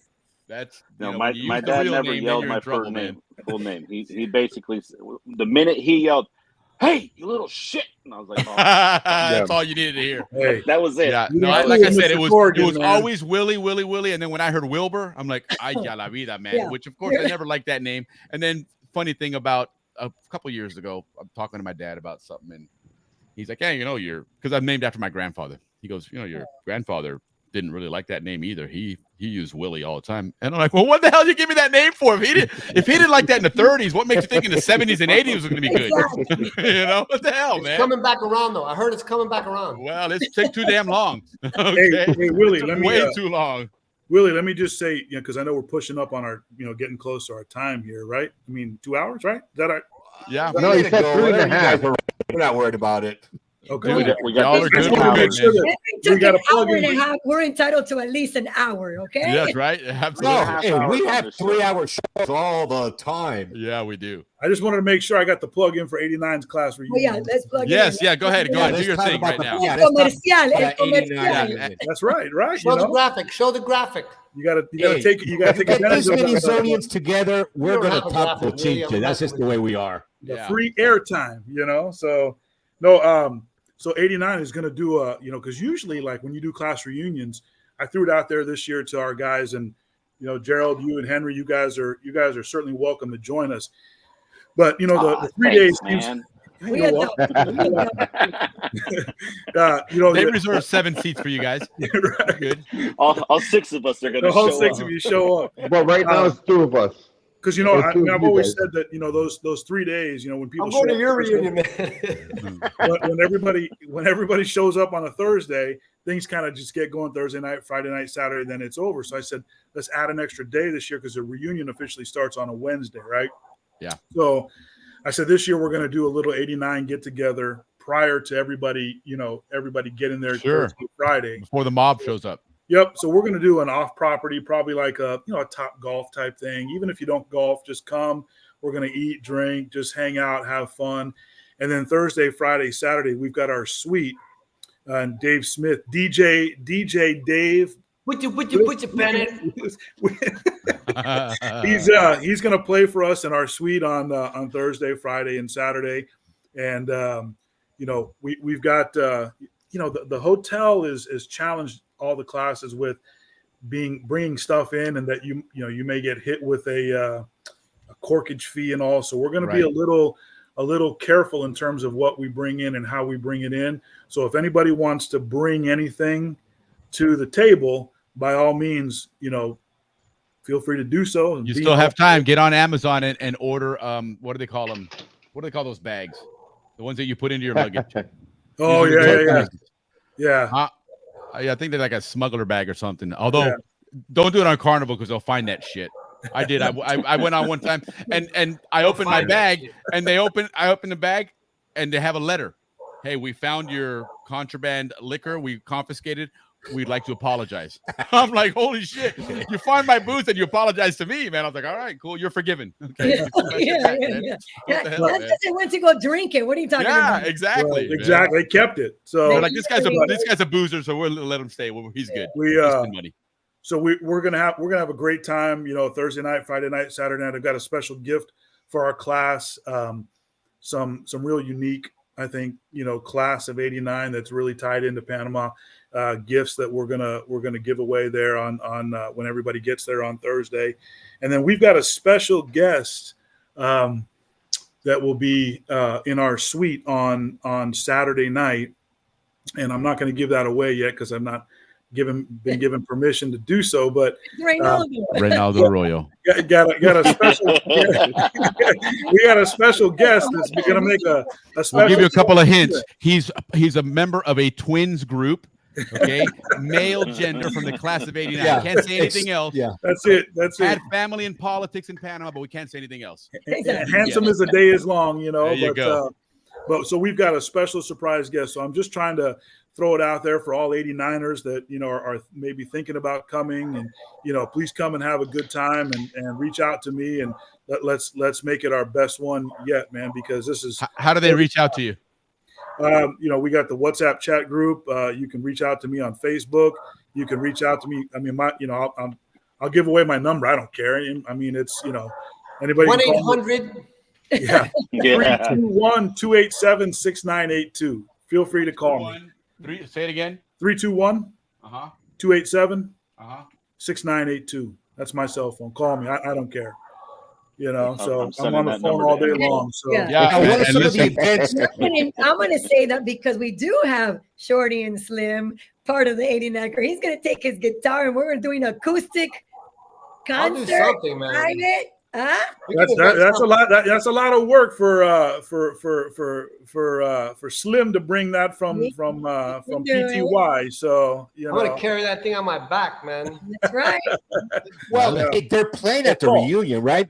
Alex, you guys are playing on Friday. They asked us to play at the clubhouse. We're playing at the clubhouse on Friday. There's a happy hour. Yeah, you have to now because Ricky announced it anyway. So even if you weren't, I already announced it, but now you're committed to it. I was given permission. Yeah, I was given permission. Shorty and Slim's playing at the reunion. Details. Every week I check with Alex. Alex, what's the latest? Let me know, man. The Alex me informa. Thanks, Alex, for that. Willie, dime. Dupree says hello. Oh, right on. Yes. I didn't realize that you were Tiernan's brother until a little while ago. No, she's my sister. Yeah, same thing. It's word semantics. It's all how you play. It kind of means something. It makes a difference. We allow Dodd in our family. Yeah, Dodd's reluctantly, people, but we allow. Yeah, I understand. He's a good guy. He's like Scotch. Dodd is buena gente, man. Yeah. No. Dodd is mellow. He's the mellowest dude. What day of the reunion are you playing, Alex? It's on Friday. They have this thing called the clubhouse, right? Where they have empanadas and then Bill McLaughlin called and said, "Hey, if you're going to be here for your 35th, nothing finer than an 89er reunion." That's right. Maybe you guys want to come by. So I called Dave, who lives in Alabama, like a 6-hour drive, and I said, "Hey, I don't want to do it by myself, So let's go do something." And then at 79. Otherwise they're introducing that. Okay, everybody, and now and Slim. And it's like, all right, guy stands up by himself. It's like, logo. Is that they always call me, and then I have to tell everybody. I'm like, Bill, call Shorty. You got his WhatsApp, sopa loco. But everybody wants to go through me all the time. Bueno. So you're the man. So then a guy named Will Hall, class of 1979. I can't remember if it's VHS or CHS because 10 years ahead of us. I don't know. Okay. What is that? VHS. Will Hall. He was Mr. VHS. Really? Well, he has a daughter who's an artist, and he called and said, "Hey, why don't you talk to Bill and see if we can get like a party going? I said, you got Bill's number. What's up? So Alex, it ends up Shorty and I are going to play with Cat Hall, who's a But really now you good- guys know, don't call Alex, okay, for anything. Just make Well, sure I'm you call calling him somebody all else. the time. He's No, gonna I'm send you calling to Alex call for somebody everything. else. I don't see a sign here that says, reunion coordinator. Well, Well, you are, but not You are. Hey, for the other one, the one in Jen. Gerald, Hey, your brother-in-law is talking I to would, you. I Yeah, would like to add. I see that. Hey, I would like is to there add any way you can a- kick Dodd off? Yes, Kelly, she's my cousin. There you go. There you I go. would like to add. I'd like to thank Rob and the 89ers because they've always included me into including the CHSers. So Right you know, on. yeah, Hey, yeah, 80 for sure. That's something they would know. Yeah. That's like expected from them. That's just the kind of people they are. Right on, 89ers, Exactly. man. exactly. Right. And then Now, when with I'd heard that before, I thought that Rob- was a good idea, man, for sure. Yeah. And I thank Rob on that because you know, he's always included me every year, and it's just, you know, sadly we're not that tight in the sense of you know, the zoning and the reunions, but you know, hey, my respect to the BHS and thank you 89ers because we're 89ers. I'm have a beverage or two with us. Man. You are. No, you know what? And the Yeah. Canal Zone had shrank down to that point where that makes sense anyway. You know, that whole joint reunion. I think it's a great idea. Make sure, a bigger Henry, you family. guys come by. did you You say know, Make sure, joint? make sure you guys come by Saturday night, though. You know. For Yeah, sure, and because- it's nothing personal that they're going to charge you extra. It's just because you're Atlantic Siders. But don't sweat it, man. It's for a good cause. Well, don't- actually, you don't wanna all you miss- guys They can had go buy more booze But the it's next all day. right. So tranquilo. You know, I will have to say No, but this it's all is right. probably- if I go to this reunion, this will probably be the first reunion that I've actually gone to a class reunion, because most of the times I've been deployed overseas. Oh, So right every on, time, dude. I mean, even when my family would get together, the reunion that we had at one that they had at one time, I was actually in Iraq, and they had a big picture of all six people showed up with a balloon with my name on it, and you know I was there, that's cool. but I was out and. Well, I forget when will that say was, I so. will say Hey, sorry, this. So, sorry, Gerald. How many people were there? 6? 5.5. 5.5. Yeah. Apparently.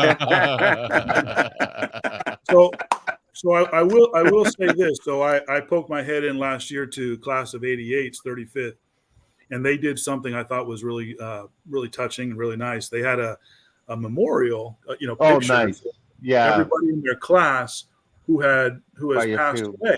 And there was, I guess, about 12 or 13, somewhere around that, people who have passed. And it really hit me. It struck a chord with me because I thought, hey man, we're not getting any younger. So it's important, I think, for us to really just maintain those bonds and our closeness and have fun and just enjoy each other, because we're not promised tomorrow. So let's have a good time together. I saw that same thing on one recent reunion that they had it like on a mantle, the lights and the pictures of the classmates with a little lamp, a little light.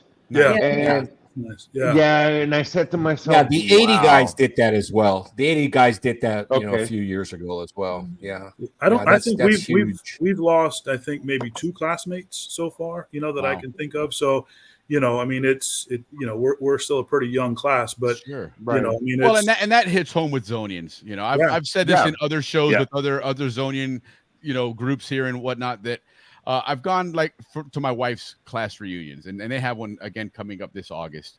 And the truth is, those people are acquaintances more than they are friends, like we are, right? And you'll never see like she went to Leto High School here in Tampa. You'll never see 3 class reunions there. So is she an 89er too? Do what? Is she an 89er? No. She was 84. Oh. But you see those people interacting there, and you see, okay, that's not the same as the way we interact. It's not even close. It's, hey, how you doing? I haven't seen you in a long time. It's a handshake, like somebody you just met, as opposed to somebody that, we run into each other, it's a big hug and it's a genuine, really 45 minutes to say goodbye to one another. Yeah, for sure. And about 3 or 4 times too. Yeah. You never say bye one time. Never. And I mean, you hell, use your voice while you're at you it. do, because- we do. I mean, we do extended bochincha segments and everything. That's just how we are, man. That's the Latino in everyone. Everything is long-winded with us. Hey, but- Willie, I went to my wife's 30th in 5 years ago, and it was $200 a person. Right. We showed up the first night, and it was in one of these like multiplex bowling alley arcade kind of thing. Yeah. Terrible food, had to buy your own drink. The next night, this was over in Daytona. She graduated from Mainland High School in Daytona. The second night, they were doing it at some hotel over on the beach side over there. She looked at me and said, "I don't even want to go." Because there's no connection that she has. She keeps in touch with like 2 of her classmates that are her best friends, and that's it. Yes. She knows more of my 100%. classmates and is friends with my classmates than her own. Yeah, listen, my wife goes and has a great time at the reunion. She does, and it really is. It's such a different environment, a different culture, and yeah. So, and then like you guys said, you guys have that. Life. Yeah. Yeah. Well, I mean, like you said before, Willie. I mean, we've never really actually met, talked, or whatever. Right. But I mean, if we would end up at a reunion, we'd probably be. Absolutely, we connected from the first few minutes I'm on so the nervous. line. I'm stuttering, Willie. You make me nervous. Right. And how many of you think about it? Rob, how many If you think about it, reunion right now? ¿Qué dijo? How many people are confirmed for our reunion? I sent that list today to the chat. Let me add it up. check it out while I say It's something. almost 30. It's almost 30. How many of you Listen, here? Rob Did is you a send it to our numbers eight- guy, Rob? so his response will always include, "Let me add it up." Rob, matter did you what it send is, let to me add our it up. 8-person chat. And there's 2 from Cristobal. Yeah, There's listen, So Hey, but talking and Gerald can count him on his right hand. Probably And about kids. that many showing And up. the kids. I'm a maybe. While Rob I'm a gets the maybe. number, how many of you here have friends, Canal Zone friends that you only know, and you're tight, you only know them because you met them at a reunion? Right. No, At a reunion? Yeah, like you met them at a reunion, and they're like reunion friends. No? No. Maybe because I went to all the reunions. I used to go to the reunion every year to sell CDs at the table. So Right. Yeah. I had friends that I never knew in high school, but they're reunion friends. Nobody has See, but our reunion high friends. school, we I've got you. knew 7th graders. I mean, well, yeah. your for me, graduating class was as big as our high school. Listen, they threw kids naked outside. That's different over there, man. Okay, come on, man. We had We had a whole close, different animal over there. knit bond, is what it was. We have Close 38 people coming, but that includes a couple spouses from classmates, and actually one of those couples are actually both 89ers, Matt and Teresa Grimison. So, Oh, right on. so yeah. See, I'm registered to go at this point, but with my job, I might have to go down to the southern border and do something. But we'll see. We'll see what happens. I'm not sure. Shit came up, so I did count it. It was 20. I think you got like a stomach bug or something, dude. I mean, just saying. I'm curing it right now. There you go. And you know what? And the doctor suggested the warm, humid weather of Florida is what you need. That's Oh it. my God. He said, go to hot Florida as where it's balls hot and over you there, can guy. fly. That's what you need for that shit. It's hot right now in Florida, right? Oh my God, it's like hot as hell right now. 96, 98 Yeah, this week. brutal. It's we've been going through some Texas nasty as heat well. right Well, now. because we haven't acclimated yet. We've been on from the cool weather for the last 4 months. So Shit, it's still in the fucking 60s. Global up here. warming, boy. yes. Yeah. What do you mean? No. Yeah. In Texas is terrible. The weather is Oof. really bad. You know. Yeah. And sorry, Mexico's raining. Right. Well, So there you it's go. like, what it's the raining hell? here. This is Yeah. what this show has devolved into now. It's a freaking weather report around the world. yeah. See what I we know, got right? going on, right? All right. No, it's all good. No, listen, I'm excited about that. And again, what day is your reunion then for you guys? It's Thursday, Friday, Saturday, Sunday. Yeah. Well, Same as you guys. but we can't attend all Big that. event. Well, give you Sunday, but No, Ricky and I want to Thursday, show up Friday, and Saturday, give you Sunday. guys some love and throw some stuff out there. So yeah. we'll make sure we show up to one of those nights. You'll have one of the hospitality. Hey, suites. We'll wait, be down there. wait. Excuse me, Willie, Ricky. You guys invited us to your chat. Right. Are we, Rob, gonna invite him and them to our 80? Rob 30? did. He already I don't told know. me to come on Saturday. But at your reunion, there's only room for 6 people, so you're gonna have to take turns, right? Hey, Again, It's there's in the 2.5 third elevator. going up. Their reunion's in the third elevator. They're gonna close that off for about an hour. Okay. one room, one room. Our whole party can take place in the elevator. That's what I'm saying. That's what I'm saying. No, When we you get a just- we reservation, always- you go to the 3rd floor and wait until about 9:45, and the elevator will open. You go in for 5 minutes. We always have our 89ers gather together, and then as the night goes on, kind of like with everybody else, everybody just slowly starts piling in, and you'll hear the music, and it's going to be a good time. We're going to try to get somebody to bartend and crowd, so we don't run out of alcohol or it gets out of control, but it's going to be a good time. So we welcome everybody. Nice. Just give us a little. I always ask, just give us a little time, for us, and then everybody's welcome to come join us. $5 cover, pay yeah. me. So I do have a quick No, question. wait, Alex. Let me a Hold on, yappy Henry. as Hold well. on, Henry. I got a Alex. quick question. Is Raina going? Don't- Yes, I'm going. I'm There there. you go. I'm Okay. there. There you go. Sold. I'll see you there, That's Daryl. it. That's it. That's how you market that. Finally, I get to hang out with Raina. My See, dad's not listen, going to tell me I see, can't. Miss That's- Panama. And that's how you have to market it. You have to market it. Rain Arroyo and the class of '89. Miss That's how Panama you is going market to it, the right? reunion. It's top billing. Come That's on a now. given, Willie. That's a Of course. given. I'm just saying. I mean, listen, market what wins, right? Hey, wait a minute. Puta, we're about 39 minutes of waiting here. Go ahead, brother. I know. No, I'd like to meet other people. I mean, hey, Raina, nice. Okay. But Ray, I've never met you, I don't think. And there are other 89ers that I'd love to meet. Come on, Henry. Come join us, man. Now you know where to find them.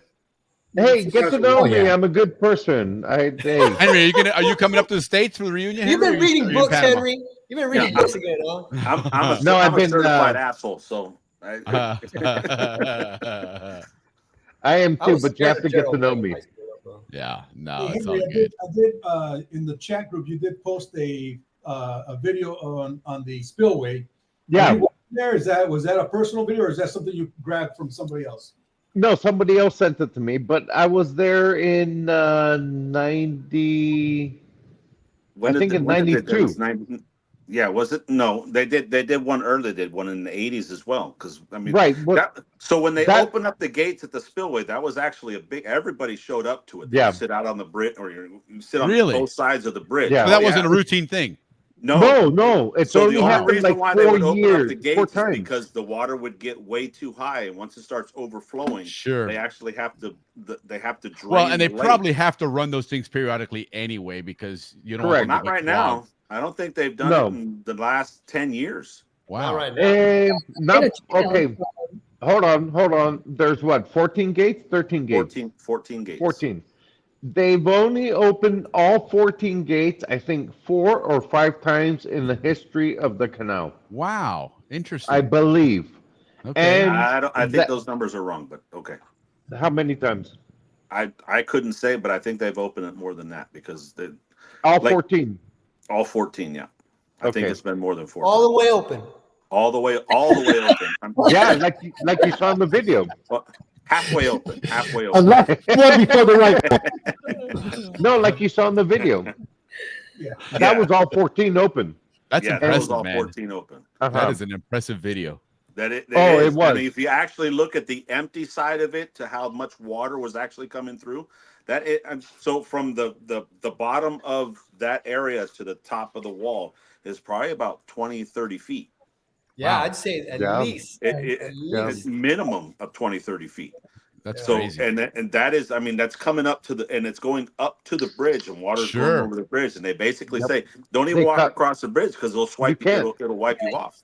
They stopped I went traffic. there once when it was pouring rain. I worked in Cologne and I lived in Gatun, and we heard, hey, the spillway's opening. And Yeah. it was like an event. And we went over to look at it. It's a huge event. When you get Everybody close- shows up. When you're about 10 feet from the railing, there's like a wind that's trying And to you can feel suck it. you in.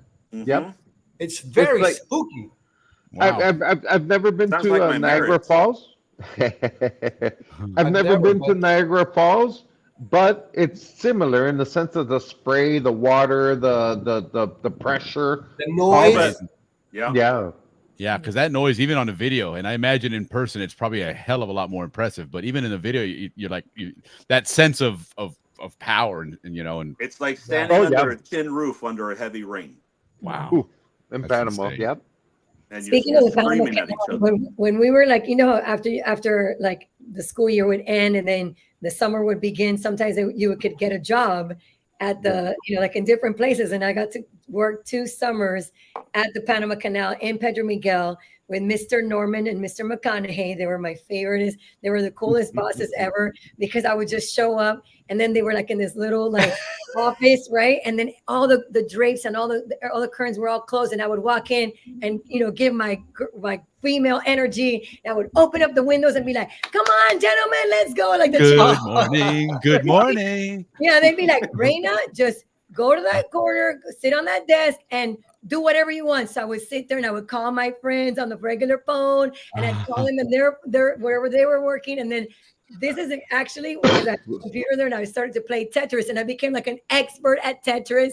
And then every once in a while, they would be like, Canal Commission time. yeah, right. And Yeah. every once in a while they'd go, "Oh, I say, can I please go to the control tower?" And so I would get to cross over to the control tower, and then I made buddies with all of those people there. And then the guy there would be like, "Okay, you got to turn this knob," and I would turn the knob. That's and then so cool. they would open the doors, and The I got little to brass knob. you could see the little the little thing going up and all that whole thing. While I'm doing that with the one guy, the other guys are working out and they're like, taking their time and they're eating or whatever. But it was really like a great experience. Your tax dollars. Yeah, exactly. Hard at work. Wait, hold Hard on. at work. The other thing that was really funny, so the QE2 was coming through, right? The Queen Right on. Elizabeth II was coming through, and I was so excited. And this was in 1988, and Miss Universe pageant had come in 1986. And so I don't know if you guys remember that whole "My Name is Panama" commercial. It was My mom was a chaperone for that Miss Yeah. Universe I love pageant. that. Yeah. Yeah. That was That the was thing. the best commercial. Yeah, the best part. So I was standing up in the thing. I didn't know, but I was like, "Hola, my name is Panama. My name is Panama." And everybody's like, "Oh," and then they would like touch my hand and we would like go like this. So I tell this one lady and this man, because the ship came to a halt because, they had to go down. And I say, "Oh, can I please get a memory of the QE2? Like, can you get me something?" So the guy runs in and he runs out and he goes, "Here." And he passes me and I grab it and I'm like, and I look down and they were California raisins.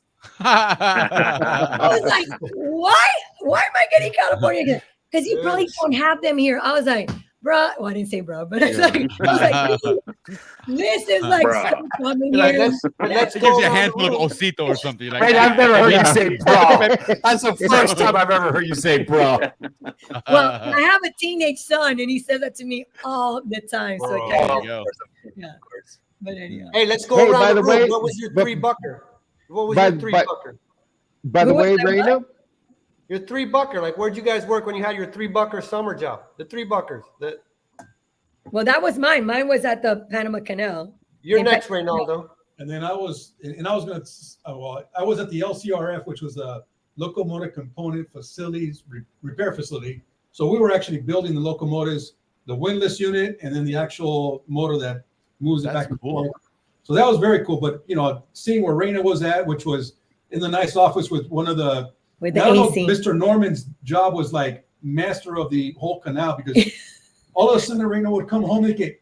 I was down in the culverts today because they emptied out, and we had to go inspect something. And another day, I got to see this inspection port that they have underneath the canal because they had to see the bombs if anything was coming in with bombs. I was like, chucha, pero I'm over here wrenching all these machines and everything. Aire acondicionado, y tú sabes nada. Yeah. You're working. She's getting canal tours. Yeah. All the spillway, the newspapers. And I came out in the newspaper when I went under in the bottom, the culverts in the bottom, because supposedly it was like the first girl that this age, and I was like 17 or whatever, that has ever gone, to the culverts or whatever. And I got to go and I was scared because you just had like this one valve holding back all of this water. I was like, if that thing goes down, or like lifts up, Yeah, or you whatever. ain't fast enough. That would have been the end of me, right? But I was so scared. But Mr. Norman was the best boss in the whole wide world. I love that man so much. And Is that Jeff Norman's father? Yes, yes, Yes. totally. Great guy.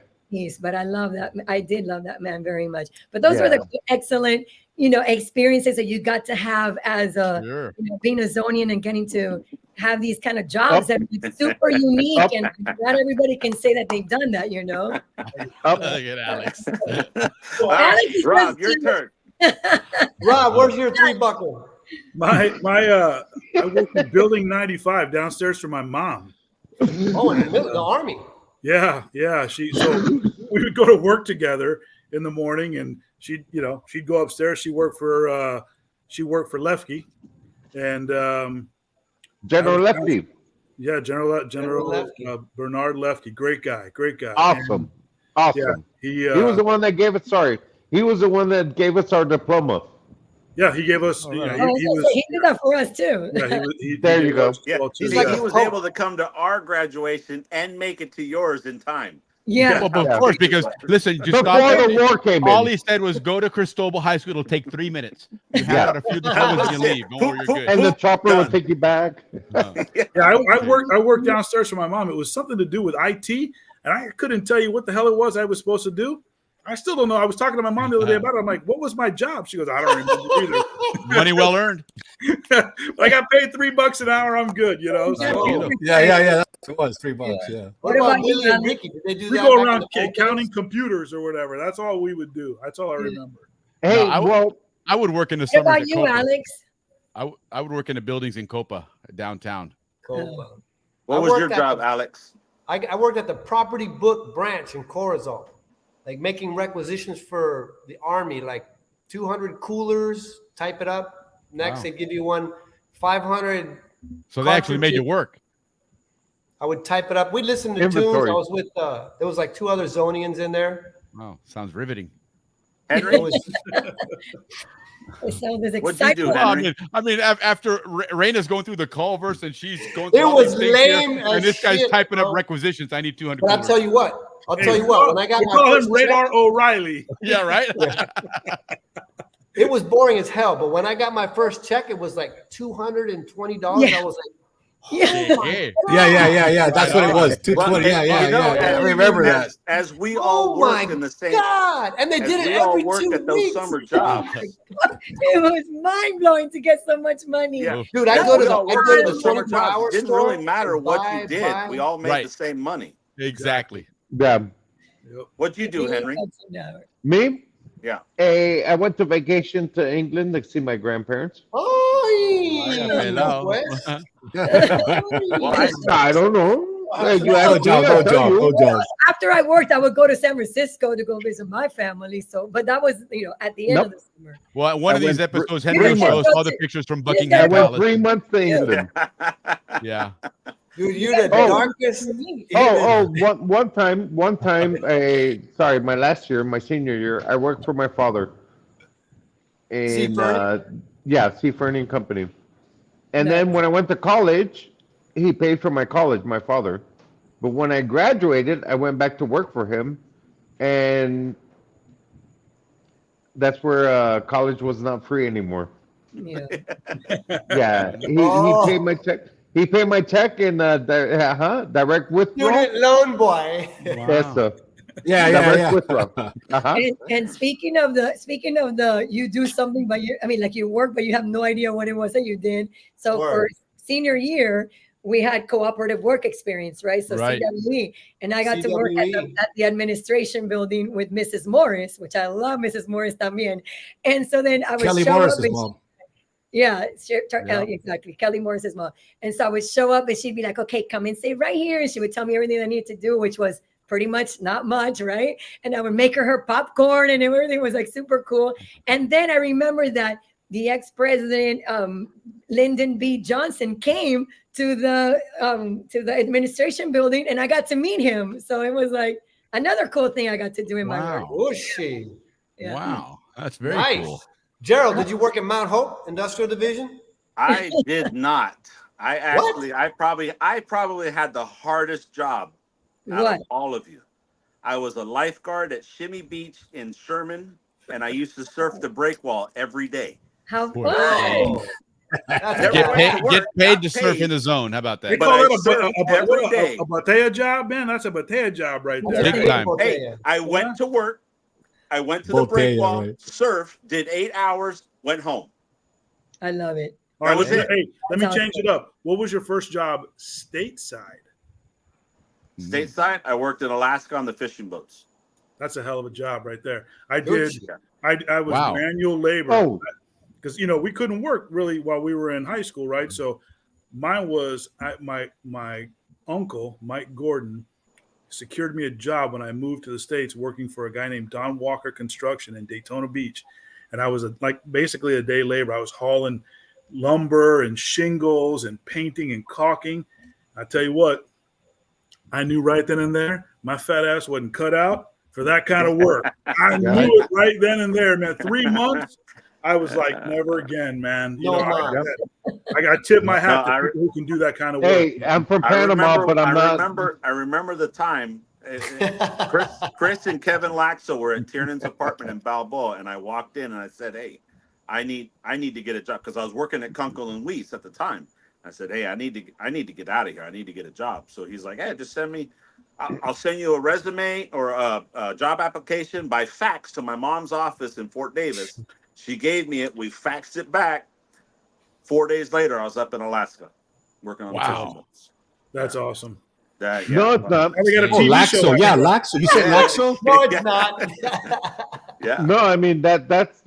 Hey, Gerald had It's that a tough deadly. life. That's that fishing show. That, Hey, but on the West Coast though. So did you work on the I had Cornelia a Marie? Great time up there. Great time. The Cornelia Marie. Dude, I worked in You get 60 my miles dorm. north of Alaska. I worked in the facilities, housing and facilities on campus. Where? And I had a way with the boss there, and I had the keys, man. I had the keys to everything, bro. I was like the janitor. I had all the keys. Colorado I was State. also the guy. Colorado State, Henry. That's where you went. Colorado State. Yeah. Okay. I lived in Allison Colorado. Hall. I had all the keys to Allison Hall. Wow. How about you? Well, I'll tell you my situation. I'm okay. I'm different. I'm different from all you guys. I'm You don't British. say. Hey, Yeah. Fuego vivo. It's obvious. Okay. Hey, mute this guy. You don't want to say it tonight, dude. Don't tell everybody tonight. No, I thought we weren't jiving, Willie. What happened? Hey, We're doing great. Rick- This is We're doing great. Go ahead, do your thing, man. No, he's bullying me. Well, but we're going back to the zone. In the zone, we're allowed to do that stuff. Remember, that's acceptable in the zone. Okay, vale. Hey, no, Especially because you for guys are me- Atlantic siders anyway. So that's it's. Yeah. I mean, There you go. Well, my situation was I'm British Panamanian. I'm not U.S. But I went to UCF, Orlando, Florida, the school. There you go. Yep. Ooh, PCC. So, well, basically, my thing there was I couldn't work in the States, right? So I had to work through the school. International student. I had to work through the school, and I worked, like you said, janitor. I worked at the arena, and it was basically anything they wanted me to do. I'd clean bathrooms. I'd usher. I'll do ticketing. I'll do whatever. Just extra beer money, but it wasn't anything. It wasn't a work job. Wasn't a career job. No. No, my first gig was at a car wash. It's- That shit it's- lasted half a day. I went to lunch and didn't come back. I'm like, this ain't for me, man. Fuck that. I'm Actually, out, in man. Orlando, I worked at Shiner's Car Wash. Shiners, baby. Yep, right down the Forget road here. that noise, Yep. man. Yep. That was my hell no. 11th grade year going into senior year. I worked at Shiners. Dude, No, that's And here in Tierney Florida, was that is actually brutal up there, work. and she was working at Shake and Bake. No, I went from there to work for the Police Benevolent Association selling stickers to put on the back of your car. Will it get me out of a ticket? Yeah, sure. You know, you got to look around. Back then, nobody was monitoring phones, you know, so people that, you know, for $25, you get your sticker and everything. Will that get me out of a ticket? And you look around, boss ain't looking. Absolutely will, man. Here, cool. Sign them up. There you go. Send me your fucking plata, and here's your little sticker. Hey, listen, I've taken my car to the car wash a couple of times. I got admiration for those people because that is work, man. It is. Yes, It is. Yes. What was It Ray's name? sucks. Well, in my first job, I remember I was in Panama. We're thinking of moving up to San Francisco to go live with my brothers, and Reyna was coming up also. And my brother Roby's like, oh, I know the maintenance guy that works in our building. I'm gonna ask him if he can give you a job. So I'm like, yeah, sounds good. It's like, I'm like, well, what's it gonna pay? It's like $11 an hour. I'm like, wow, $11. Used to making $3. I'm like, I'm making 3 times as much. Just I'm gonna be making money, right? So I get to the States, start the job, talk about being janitors. I was a fucking janitor también. And I was buildings, right? We lived in a 5-building, high-rise building. We would be in charge of cleaning 2 of them, the lobbies and the mailboxes. Just like that. Word. Check comes in, and I'm like, oh yeah, what happened to $11 an hour? It was $1,100 a month. So I was like, making minimum wage, no $11 an hour. But it looks like we all started out. Yeah, For sure, absolutely. man. Had to rough it. Yeah. Dude, I learned how to mop, how to mix like the right chemicals to mop the floor, and you have to Breaking properly Bad. mop a floor. It's like 3 passes. Yes.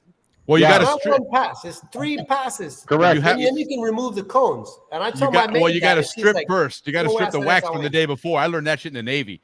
You got to strip the damn wax first, and then you put on the next one.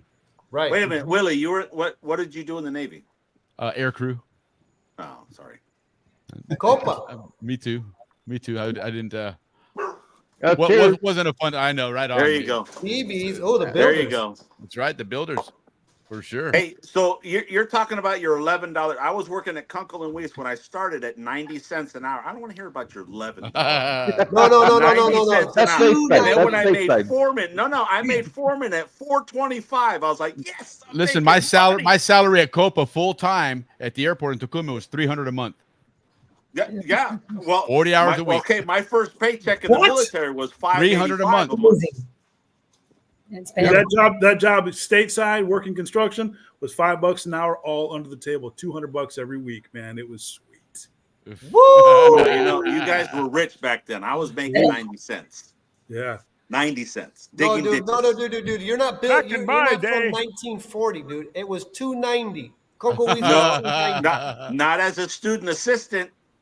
Oh, okay. Now we're backing up. okay. Hey, Reyna and Nando and Ricky, there's a question there on the chat that says, Backing up. all of you Royals related to Roby and Natalia Arroyo. Oh, yes, from Jenny. Hi, Jenny. Yes, we are. Roby's our brother, and Natalia is our cousin. She's our first cousin. So to answer this question, no, the Royals, none of them are related. Hold on. I love the most is that it doesn't matter what year anybody asks about. I reach, people can reach one of us. We're like from 80 to 89. We're like 10 you guys years, touch a lot of generations. a bunch of Royos everywhere. Okay, hold on. A Nati. I'll stop. What? Natalia is Canada's ambassador to Great Britain. There you go, and Ireland. Yeah. Awesome. Yeah. Yeah. I've contacted her before because of that. I'm British, obviously, and I see what she's doing right now. She's one of her last things she's doing becas to study in England. Yes. Yes. Scholarships to study in England. So awesome. I've contacted your cousin. So Henry, is England going to win the Euros this year? I don't know, but They should. If they don't, it's a failure. Yeah, they have the best team out there. If they don't, it's a failure. It's an absolute failure. I agree, but it's all tough. I'm just telling you. So. Oh, and on another Jenny, note, thanks for the question. Yes. Another note: the royal family. I understand your mom. Jason. Oh, they're twins, but one of them's adopted. No, it's because Reynaldo's quiet. All four of his other brothers and sisters were all loudmouths, and nobody can understand why Reynaldo's so quiet, and the rest of us are, It's the quiet ones you got to watch out for. That's the key. That's the key. That's what it is. Ronaldo stood back in the shadows, but he was there. And you know what? This is the first time I've seen you guys Jason side by Gregg's a side. punk. Just to throw that out there. Yeah. But This you is the know, first time I've seen Reynaldo and Reyna Back to back. side by side, and they definitely are twins. no, definitely. And I'm going to tell you right now. Ronaldo looks nothing like Reyna. Yes, he does, dude. Look at that. That's And come on, Reynaldo's that's like, the yeah, same and embryo. And Ronaldo's Wait, like, wait, I don't Alex. look like my sister, man. Come on. Wait, Alex has a good story. Alex, tell us a story of why you were born in Panama. oh my God. Why I was born? Yeah, in I Panama. I ask Why myself wanted to that be here? question every No, day. Why? you've been telling this story for years. Yeah. My mom You've been told me this telling story. us- She said, because everything was like, oh, if you're a Zonian, you have to be born No, in because you said that Oregon. there was no beds because the Royals took up all the beds. Wait, Ricky. Gosh. Oh, did I jump Ah, the jump Draw the gun? McGraw right there. Ya dañaste el cuento. Allá la vida. No, that, Doesn't the even simple let the version story is- happen. Just right to the punchline. Yeah. No, well, wait. I'm a little slow. Go ahead. All right, Hey, I'm sorry, I didn't mean to And, blow it. hold on, guy, hold on. Boys, Hey, and Henry's British. Remember, he's British. Yeah, Oh, Henry's wait. You gotta talk slower. You gotta Yeah. talk slower. No, you have to talk proper English. All right. All right. Bloody then. hell. Okay, dale, dale. Alex, it's a great No, story, dale, man. dale. Alex, tell your story. Hey, Tell your Henry, we story. kick you out once. Don't make us do it again. That's Huh? right. All right. 19, yeah. Why me? I want to hear his You didn't get the story. memo, Henry. You didn't get the memo. Careful, I got the mute button. Everybody in junior high and in grade school, everybody's like, oh, Zonian, because it was like 82, 83, 84. Everybody's trying to identify like Zonian. And they're like, Reyes, you're not a Zonian. You weren't born in Gorgas. I'm like, well, what's up with that rule? Who made that rule? So I went back to my parents and I said, why wasn't I born in Gorgas like everybody else? Or Coco Solo like you guys? And they're like, well, what had happened was when my mom went in to Gorgas to give birth, it was a natural thing. All the, what do you call it? The baby ward was full because the last two beds got taken up by these twins 2 nights earlier. So my mom, she went to all her appointments at Gorgas. She went to everything was Gorgas. The OBGYN was Gorgas. She goes to Gorgas to get ready for a pre-op, and they're like, "You're going downtown because there's no more beds." And who was it? Vilma Royo walked in because I'm the president. I'm not related to the president. And No, the president. He wasn't even the president at that time. What are you talking about? I'm related to the future I president. started throwing names in Gorgas like, Royo. So I got the boot. I had to be born downtown in San Fernando. Hey, listen, San Fernando, right on, brother. That's where I was born too, man. We're good. I was born there too. That's the best story, man. Hey. But Alex, and that continues Alex. now because even now they were supposed to have one camera, and all of a sudden at the end, oh no, wait, we're the Royals. We're gonna have 2 cameras here, so we had to come in another one. It continues. It never ends. Well, Raina can't catch a break, man. What happened? It is. It gives it nice symmetry. I like it. You're right. It gives it balance. And I knew that. So I need Of course. I'm an architect. Yeah. Thank you for helping out with the show, guys. Appreciate Where were you born? it. You made it better with that. Podcast show, so I know that. Hey, well, Alex. Sorry. Coca-Cola Hospital. Okay. Right. Coco Solo. See, so there's technically 3 Atlantic Siders on this show. Technically. Well, Rob was born in Coco Solo. Yeah. Oh, then you're Cedula 3, bro. Yeah. That's it. Really? Well, I got to use the other hand. C3. If I use this one, it's C2 and a Hey, half. can you like put a censorship That was on that West Side thing, man? Crips, baby. I know, Yeah, right? that's it. Well, that's what mine does. West Side Crips. West Side Crips.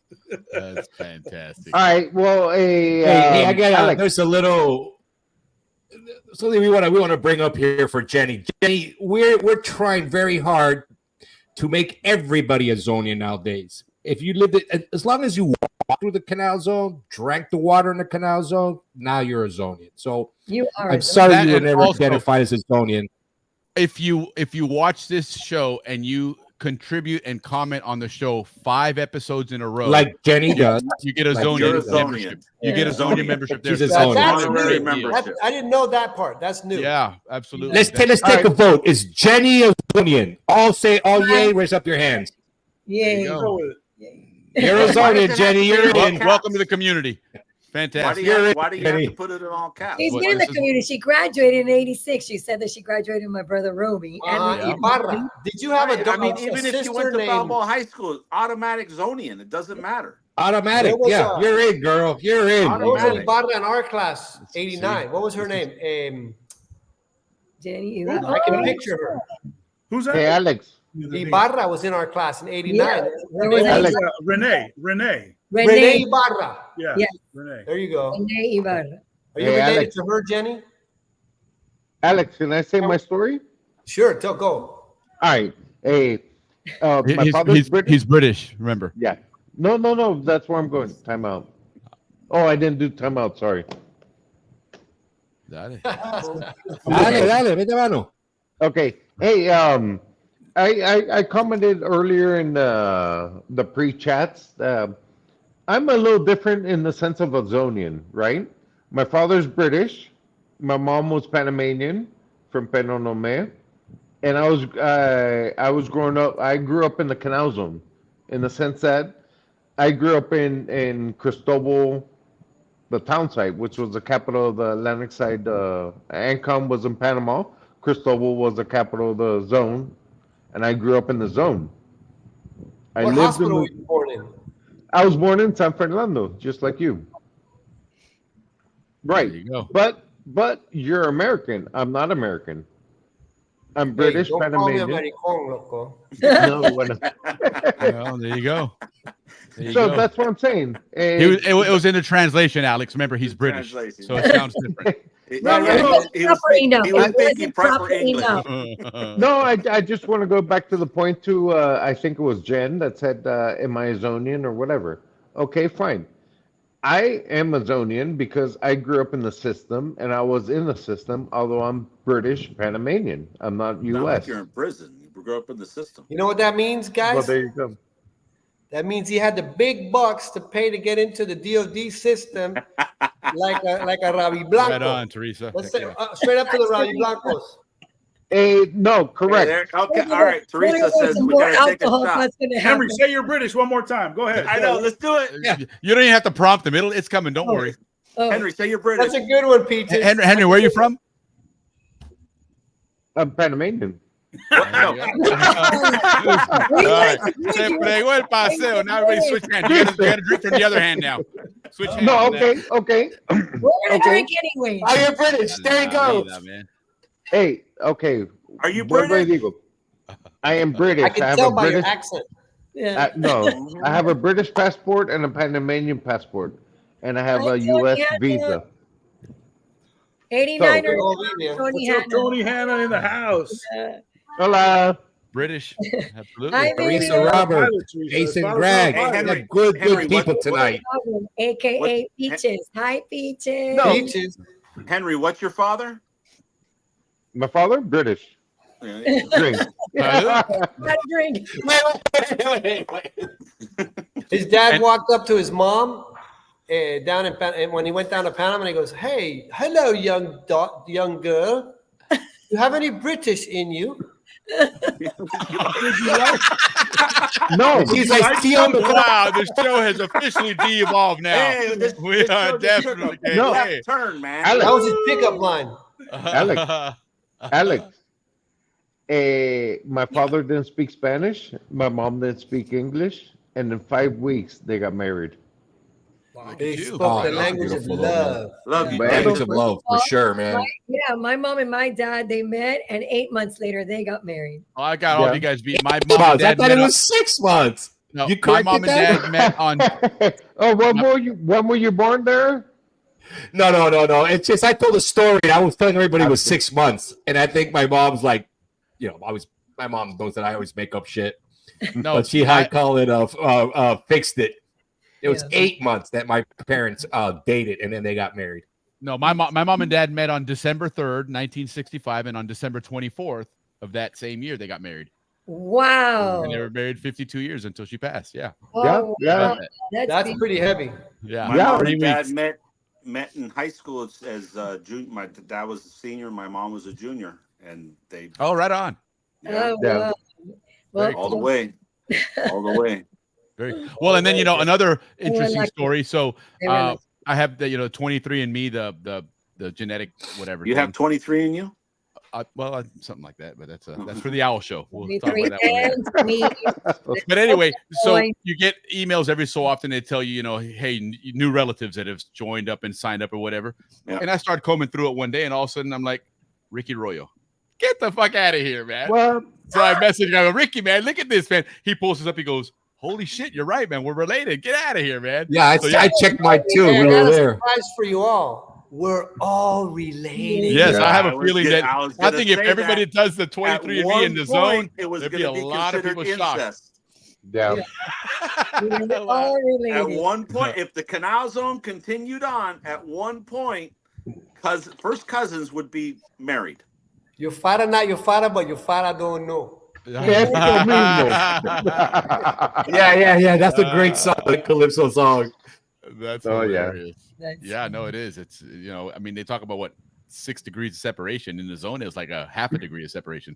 It's like your third finger there, right there, 1.5. I love the Canal Zone 1.5. because, like, you had a friend at school. His name was like Chris Half, for instance, and then he'd come to school Monday, and it was Chris Livingston. You're like, right? Yeah. Aren't you Chris Half? No, Chris Livingston. Why you got to bring that name up? What's up? Or like, who was it? Michael Anderson? No, who was it? No, well, I had the Stephanie Andersons and the Malias. Yeah, and the Malias. Yeah. Like, But they kept their names. But like I had Stephanie when I was in St. Mary's, Stephanie Jones, and then all of a sudden we go to Corundu and she's Stephanie Steiner. Same thing. I'm like, what? Yeah. Oh, I remember Stephanie Steiner. Yeah. That was one hell of a Roby's summer. buddy. To go back to Jenny Ibarra, her little sister is Renee, who was our classmate. So, oh, right on. Renee from the 89ers here, please. Yeah. There you go. Yeah, Andrew too. Andrew found a cousin, a Zonian relative también on 23andMe. I'm telling you, they are. There's a lot of them there. Probably a lot more than you realize. Yeah. Because there was some other shit. Another cool thing that I like, but I want Alex Reyes to give us some examples because he's so good at it, is how in the Canal Zone, we use a lot of English and Spanish, and we've been like going back and forth. And sometimes Alex, like, when you do that talking, like that, like Caribbean kind of. Oh, that's a line handler, boy. Yeah, what you mean? Yeah, that kind of Canal Zone brat. That's Paraíso Pedro Miguel, because we always used to play sports with Paraíso and Pedro Miguel, and in Corunna Junior High we had friends from there. So you're like, hey. But do you remember the chant that would end with chicken bone? I remember we're the Paraíso Bengals. No, it was we can beat this team. We can beat this team all alone because we can eat the chicken meat and they the chicken bone. Do the bagaloo. that was the Paraíso Bengals. Ricky, you remember that. I know Ricky remembers that. I never heard that for Paraíso, man. I never heard that chicken bone. I never heard that. Ricky, you remember that one. The only one I remember is Sombrero. You're Maracala and you. That's the only one I remember. Yeah. Or the other thing that I used to do, because that's what you would do when you would drive by, obviously, in front of the fire station there in Balboa, right by the school. But the other thing that we would do, now, I don't know if you guys did it too, but when there would be the paletero walking by your house, we would scream out, paletero, and then we would hide. And the poor guy would be like, where is he? Where are they? Those poor guys, man. And we would go outside and buy the paleta, That had to be the shittiest job in the world, man. Those paleteros, Oh my God, man. yes. They would push that cart for miles, man, and selling those things for a quarter. Hey, really? It's no quarter anymore, man. We were just there in Panama. Well, $1. The Raspaos are like $2.50. Yeah, No. $250. Wow. $253 depending on where you buy it. Yeah, and you can Right. Venmo them. They don't need even. You don't even need to pay. Get out of use your here. You phone. can Yeah. Venmo Yeah. raspado. Come on, man. Venmo. Yeah. What is it called, Raina? They're Yappy. Yappy. Yappy. Yeah. What's that? Is that like a Venmo? Yeah, that's like Venmo. So you can transfer within Do other on payments like Yappy, that. like Venmo. But Did you guys, Well- when you were growing up, did you guys, when the paleta used to come in a clear plastic bag? Yeah. Yeah. Yes. And so you take it and tie the top and then tap it against the curb and pull the stick out. So it was Correct. just the frozen part. And then you twist it and then bite off a corner, squeeze To suck it out. Yeah. Yeah. We Well, did one that day too. we're there. Well, one day Wait, Alex. Hey, what do? You squeeze it? You go. Eso. Uh-huh. Oh, yeah, stop it. But anyways, when I But one remember, day we're there. shout out to We're watching the paletero who reaches in and he's like, Yeah. yeah. We're like, son of a bitch. He's been doing this all day, reaching in, grabbing paletas. You know, these bags that we're sucking on, you know what this shit is, man? Oh, no. Hey, bro, that's why you're Last immune from time. everything, man. You're immune from That's everything. it. Right? That's That's right. Exactly, man. Immune to Added everything. flavor. I laughed at COVID. I was like, yeah, please, you ain't got nothing on me. Hey, man. I grew up in Panama. See, we didn't have the raspado come by our house. We had the Lowengers that sold the duros. The doodle. We didn't have the little At the carteros that Betamax come by Club. our house. Yeah, and about Actually, the paletero came later after the zone. After the zone turned over, then because before we had to go to the Rayburns had the best popsicles and the Morris. had the best popsicles. The Linares. And the Morse. Shout out to The Morris family. No, The Morris had the family. lick The and Morris made. too. Yes, Yeah, lick they a- had the lick and made. The Yeah. lick sticks. Yes. Lick a stick. That's what it's called. Yes. The Morris family. Yeah. And the Those- pixie sticks. And the Pop Tarts. The round Yeah. Pop Tarts, the big Pop Tarts, the ones you Oh, suck the on for like big ones. hours. Oh, Yeah, the big yeah, ones. Go to the big movies. Yes. The The whole sweet time the tart. movie, you sit there sucking sweet on tarts. sweet tarts. Yes. Yeah, Sweet sweet tarts. tarts. Sweet tarts. Yeah, Big, 3 in big 1. round Theater, man, you sweet- get yeah, 3 the of big them. ones. And they get How Yeah, was it, yeah. Joe? You know what? How was Packet. it? You know what I saw the and other if you day in a bit into store? that, you lost a tooth. You couldn't Yeah. bite into that right off the No, gate. you You had had to to suck work on on it. it, Yeah, the You lid, send you it had up. to break it against the table. You had to break Against the it desk off at the school. wall. Yeah. Break it on the Against curb. desk It at was a school to 3-pack. play with your friends. Yeah. Oh my God, we was lost the it on green, the sweet green, tarts. red, Uh-huh. and what was the other color? Yellow. It was Green, red, yellow, and yellow. blue, Oh, that purple, was the best. and red. Pink. What about Lick The and Chuckles? yellow made was the best. The yellow You guys, was you in guys the remember middle. Chuckles? Huh? Remember Chuckles? No. The candy they were the That's- gummy that's- candies. It that's was like a chocolate. black, That a was yellow, older than green, us. red. Yeah. That one. So that was the Hey, best. Willie, That was just that was out in Tacoma. Willie, what chuckles were you eating? No, I'm telling you, get that Balboa Theater, man. You get those. No, they were Okay. great. Hey, real quick, for anybody who Yeah, is here, considering Reynaldo. going, anybody considering going to No, Panama, just to change the subject real quick. Anybody considering going to Panama, if you haven't been lately, anybody who's listening, you got to stay down in the Casco Viejo or Casco Antiguo area. Man, I'm telling you what, I'm pretty proud of Panama. They have made some huge changes in that area, and it is so nice down there. La Beautiful. Compañía, the Hotel Central, the Oh my God. restaurants, the Compañía, la compañía. La Compañía. The sorry. Coke. Yeah. Yeah, I mean it's awesome, man. So if anybody's thinking about, yeah, right. I didn't see any of that, man. Hey, Juega vivo, Reyes, huh? Yeah, they don't have that in Panama Hey. anymore. I'm Yeah, digressing. Yeah. I'm digressing. It's exported. Yeah, that area is really, really nice, man. We Yeah. had a real Yeah. nice time. It's for been a anybody who's while thinking since about I've been home. I mean, the last trip I made was November, December, January, February, March, April, May. But And it's last been a month. while. And next, yeah, I go back down in June. Last So, week. Yeah, so yeah, I actually just got back on Saturday. So Well, I go and down there's every 3 months. Yeah, there's if you're not it's staying at totally Casco Viejo, changed, man. like Andrew Estamida says, if you're not staying at Casco Viejo, you can stay at Las Cascadas. You know, that's in fact another shameless plug.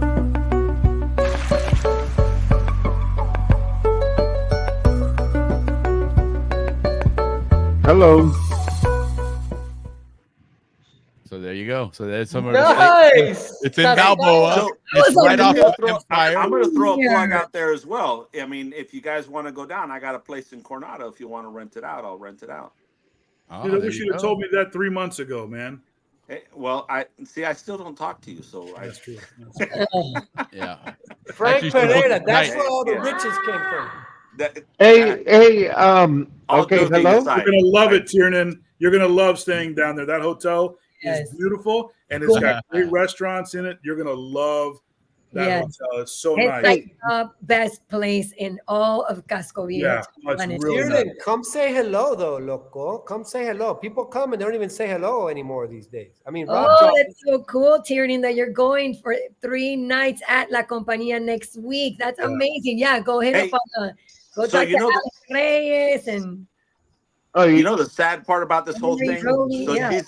she's actually going to go stay out in Coronado, and she goes, so when I go to Coronado, what do I have to do to the house to make sure the water's running, electricity's on? And I had to message her the whole thing. All right, look, this key opens this key opens that. You got to turn this on. I was like, Tiernan, you lived down there for 6 years. How do you? Well, I never went out there without mom and dad. I was like, so, good Lord.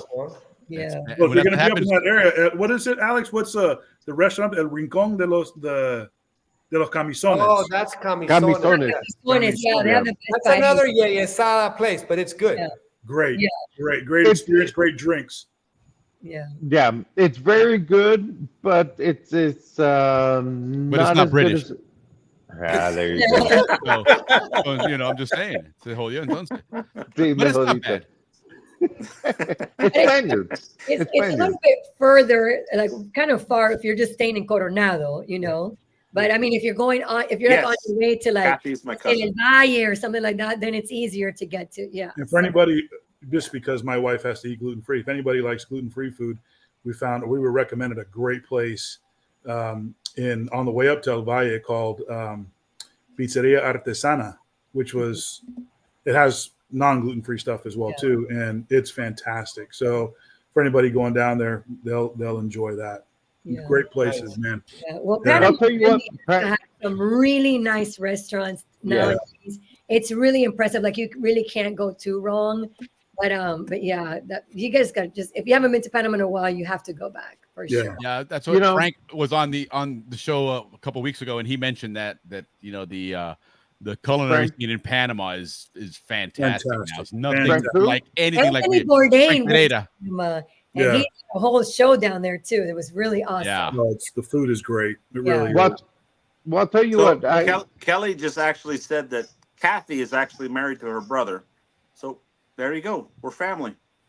Your family. That's the way the canals on rolls. Hey, hello, family. I agree, Frank. I agree.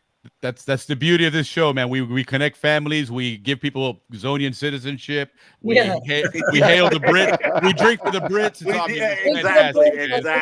Hey, but most importantly, guys, we are who we are on this show. So you guys are putting out the real history of who we are. So truly appreciate that you guys just were yourselves, cut loose, and we had a phenomenal show. We have reached the 3-hour mark, guys. So we're gonna probably have to start wrapping it up. No. Hey, Ricky, you got to make sure that on Saturday night of the reunion, you come down and broadcast from our suite because we have a very we can do that night. We will actually. It's Friday night. Friday night. Let me just say one thing. We would have had more time if you didn't talk so much the first hour. Well, that's what I was gonna say.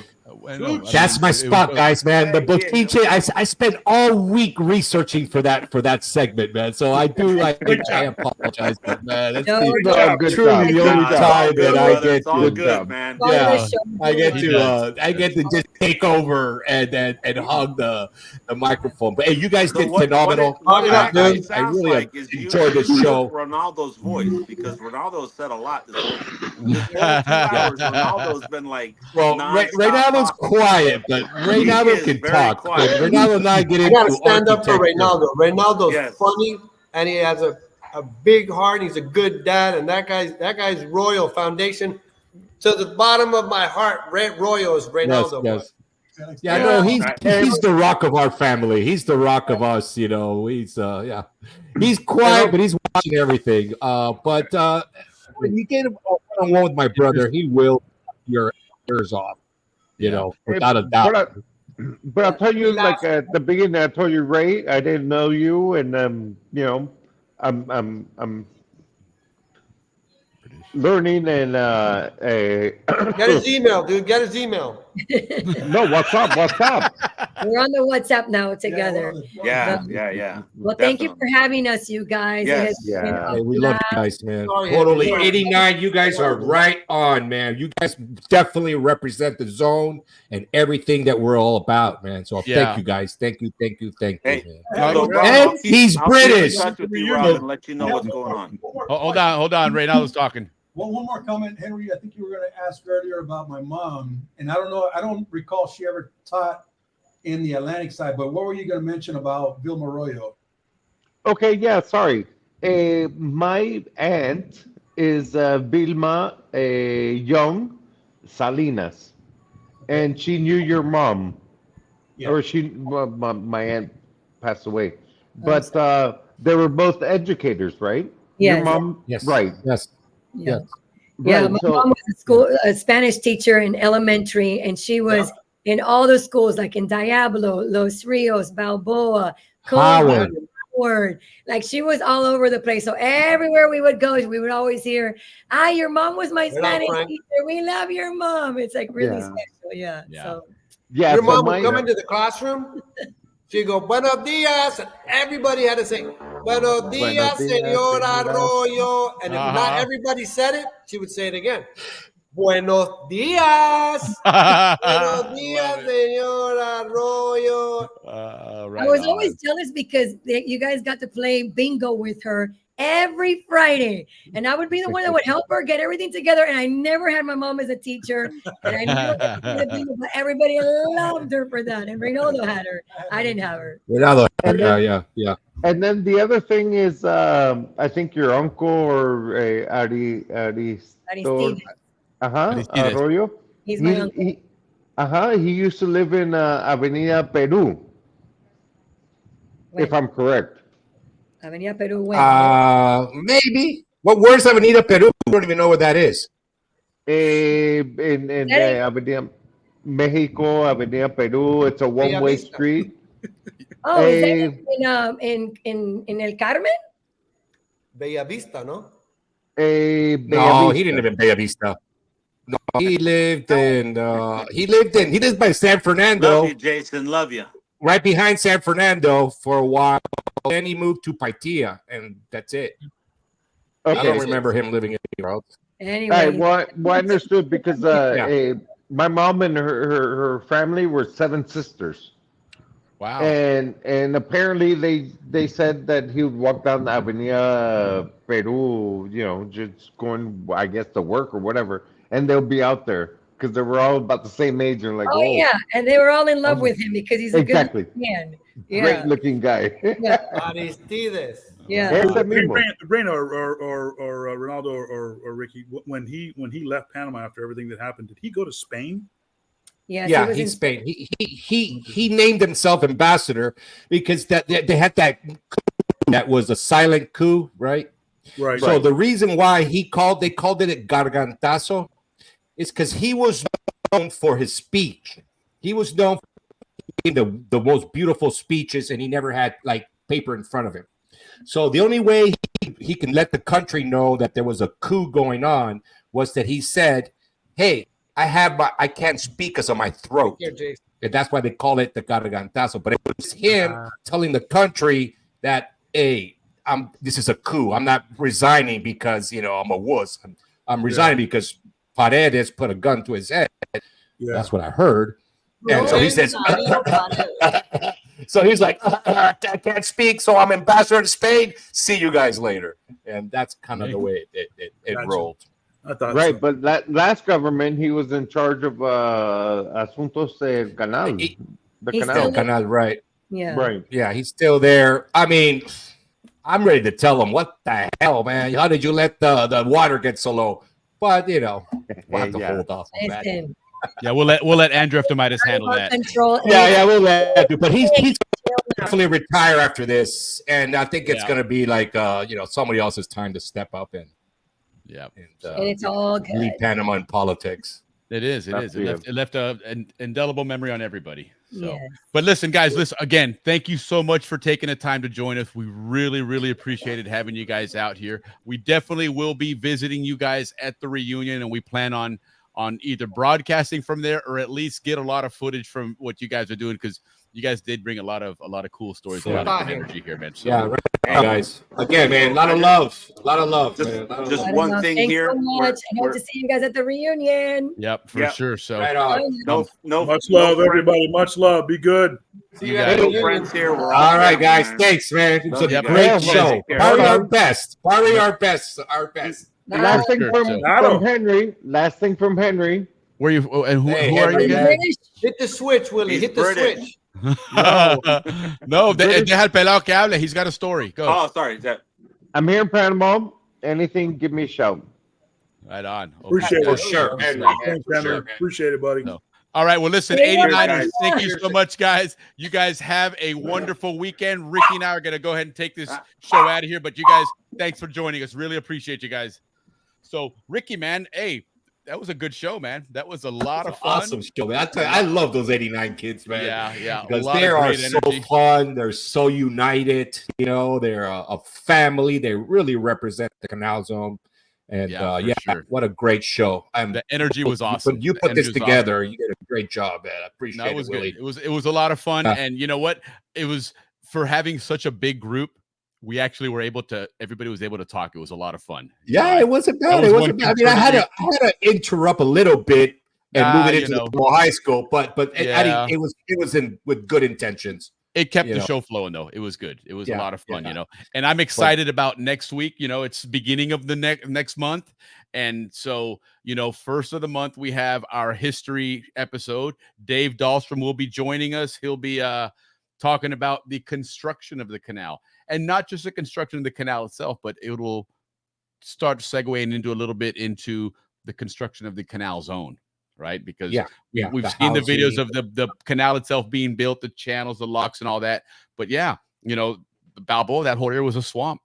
And you know, at some point it got filled in and all those things. So I'm excited for that show. It's going to be a really cool show. Reunion's around the corner now. We're a month away from the reunion. So a lot of good stuff coming on there as well. We're going to definitely have a presence at the reunion. So anybody watching, if you're at the reunion, please look us up and join us. Say hello and some messages out there.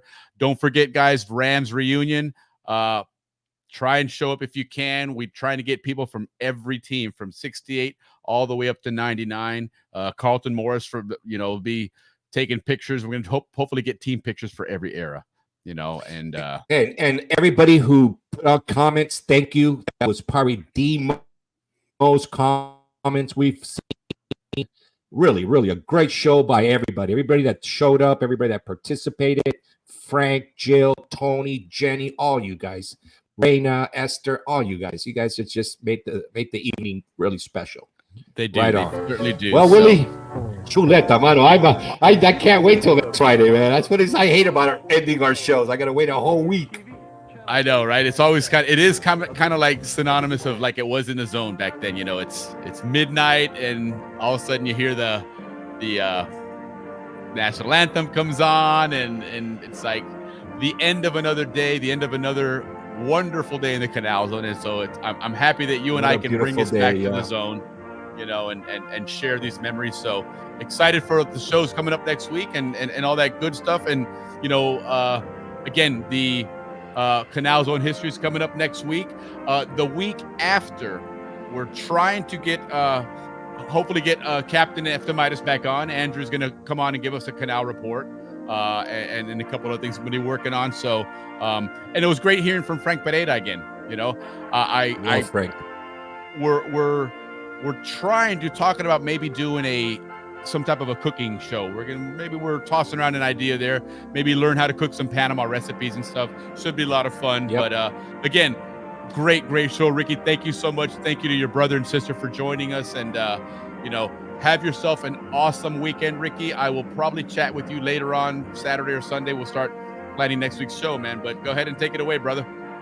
Thank you to you, Willie. Thank you, and everybody again. Thanks again, everybody. We love you very much, and good night.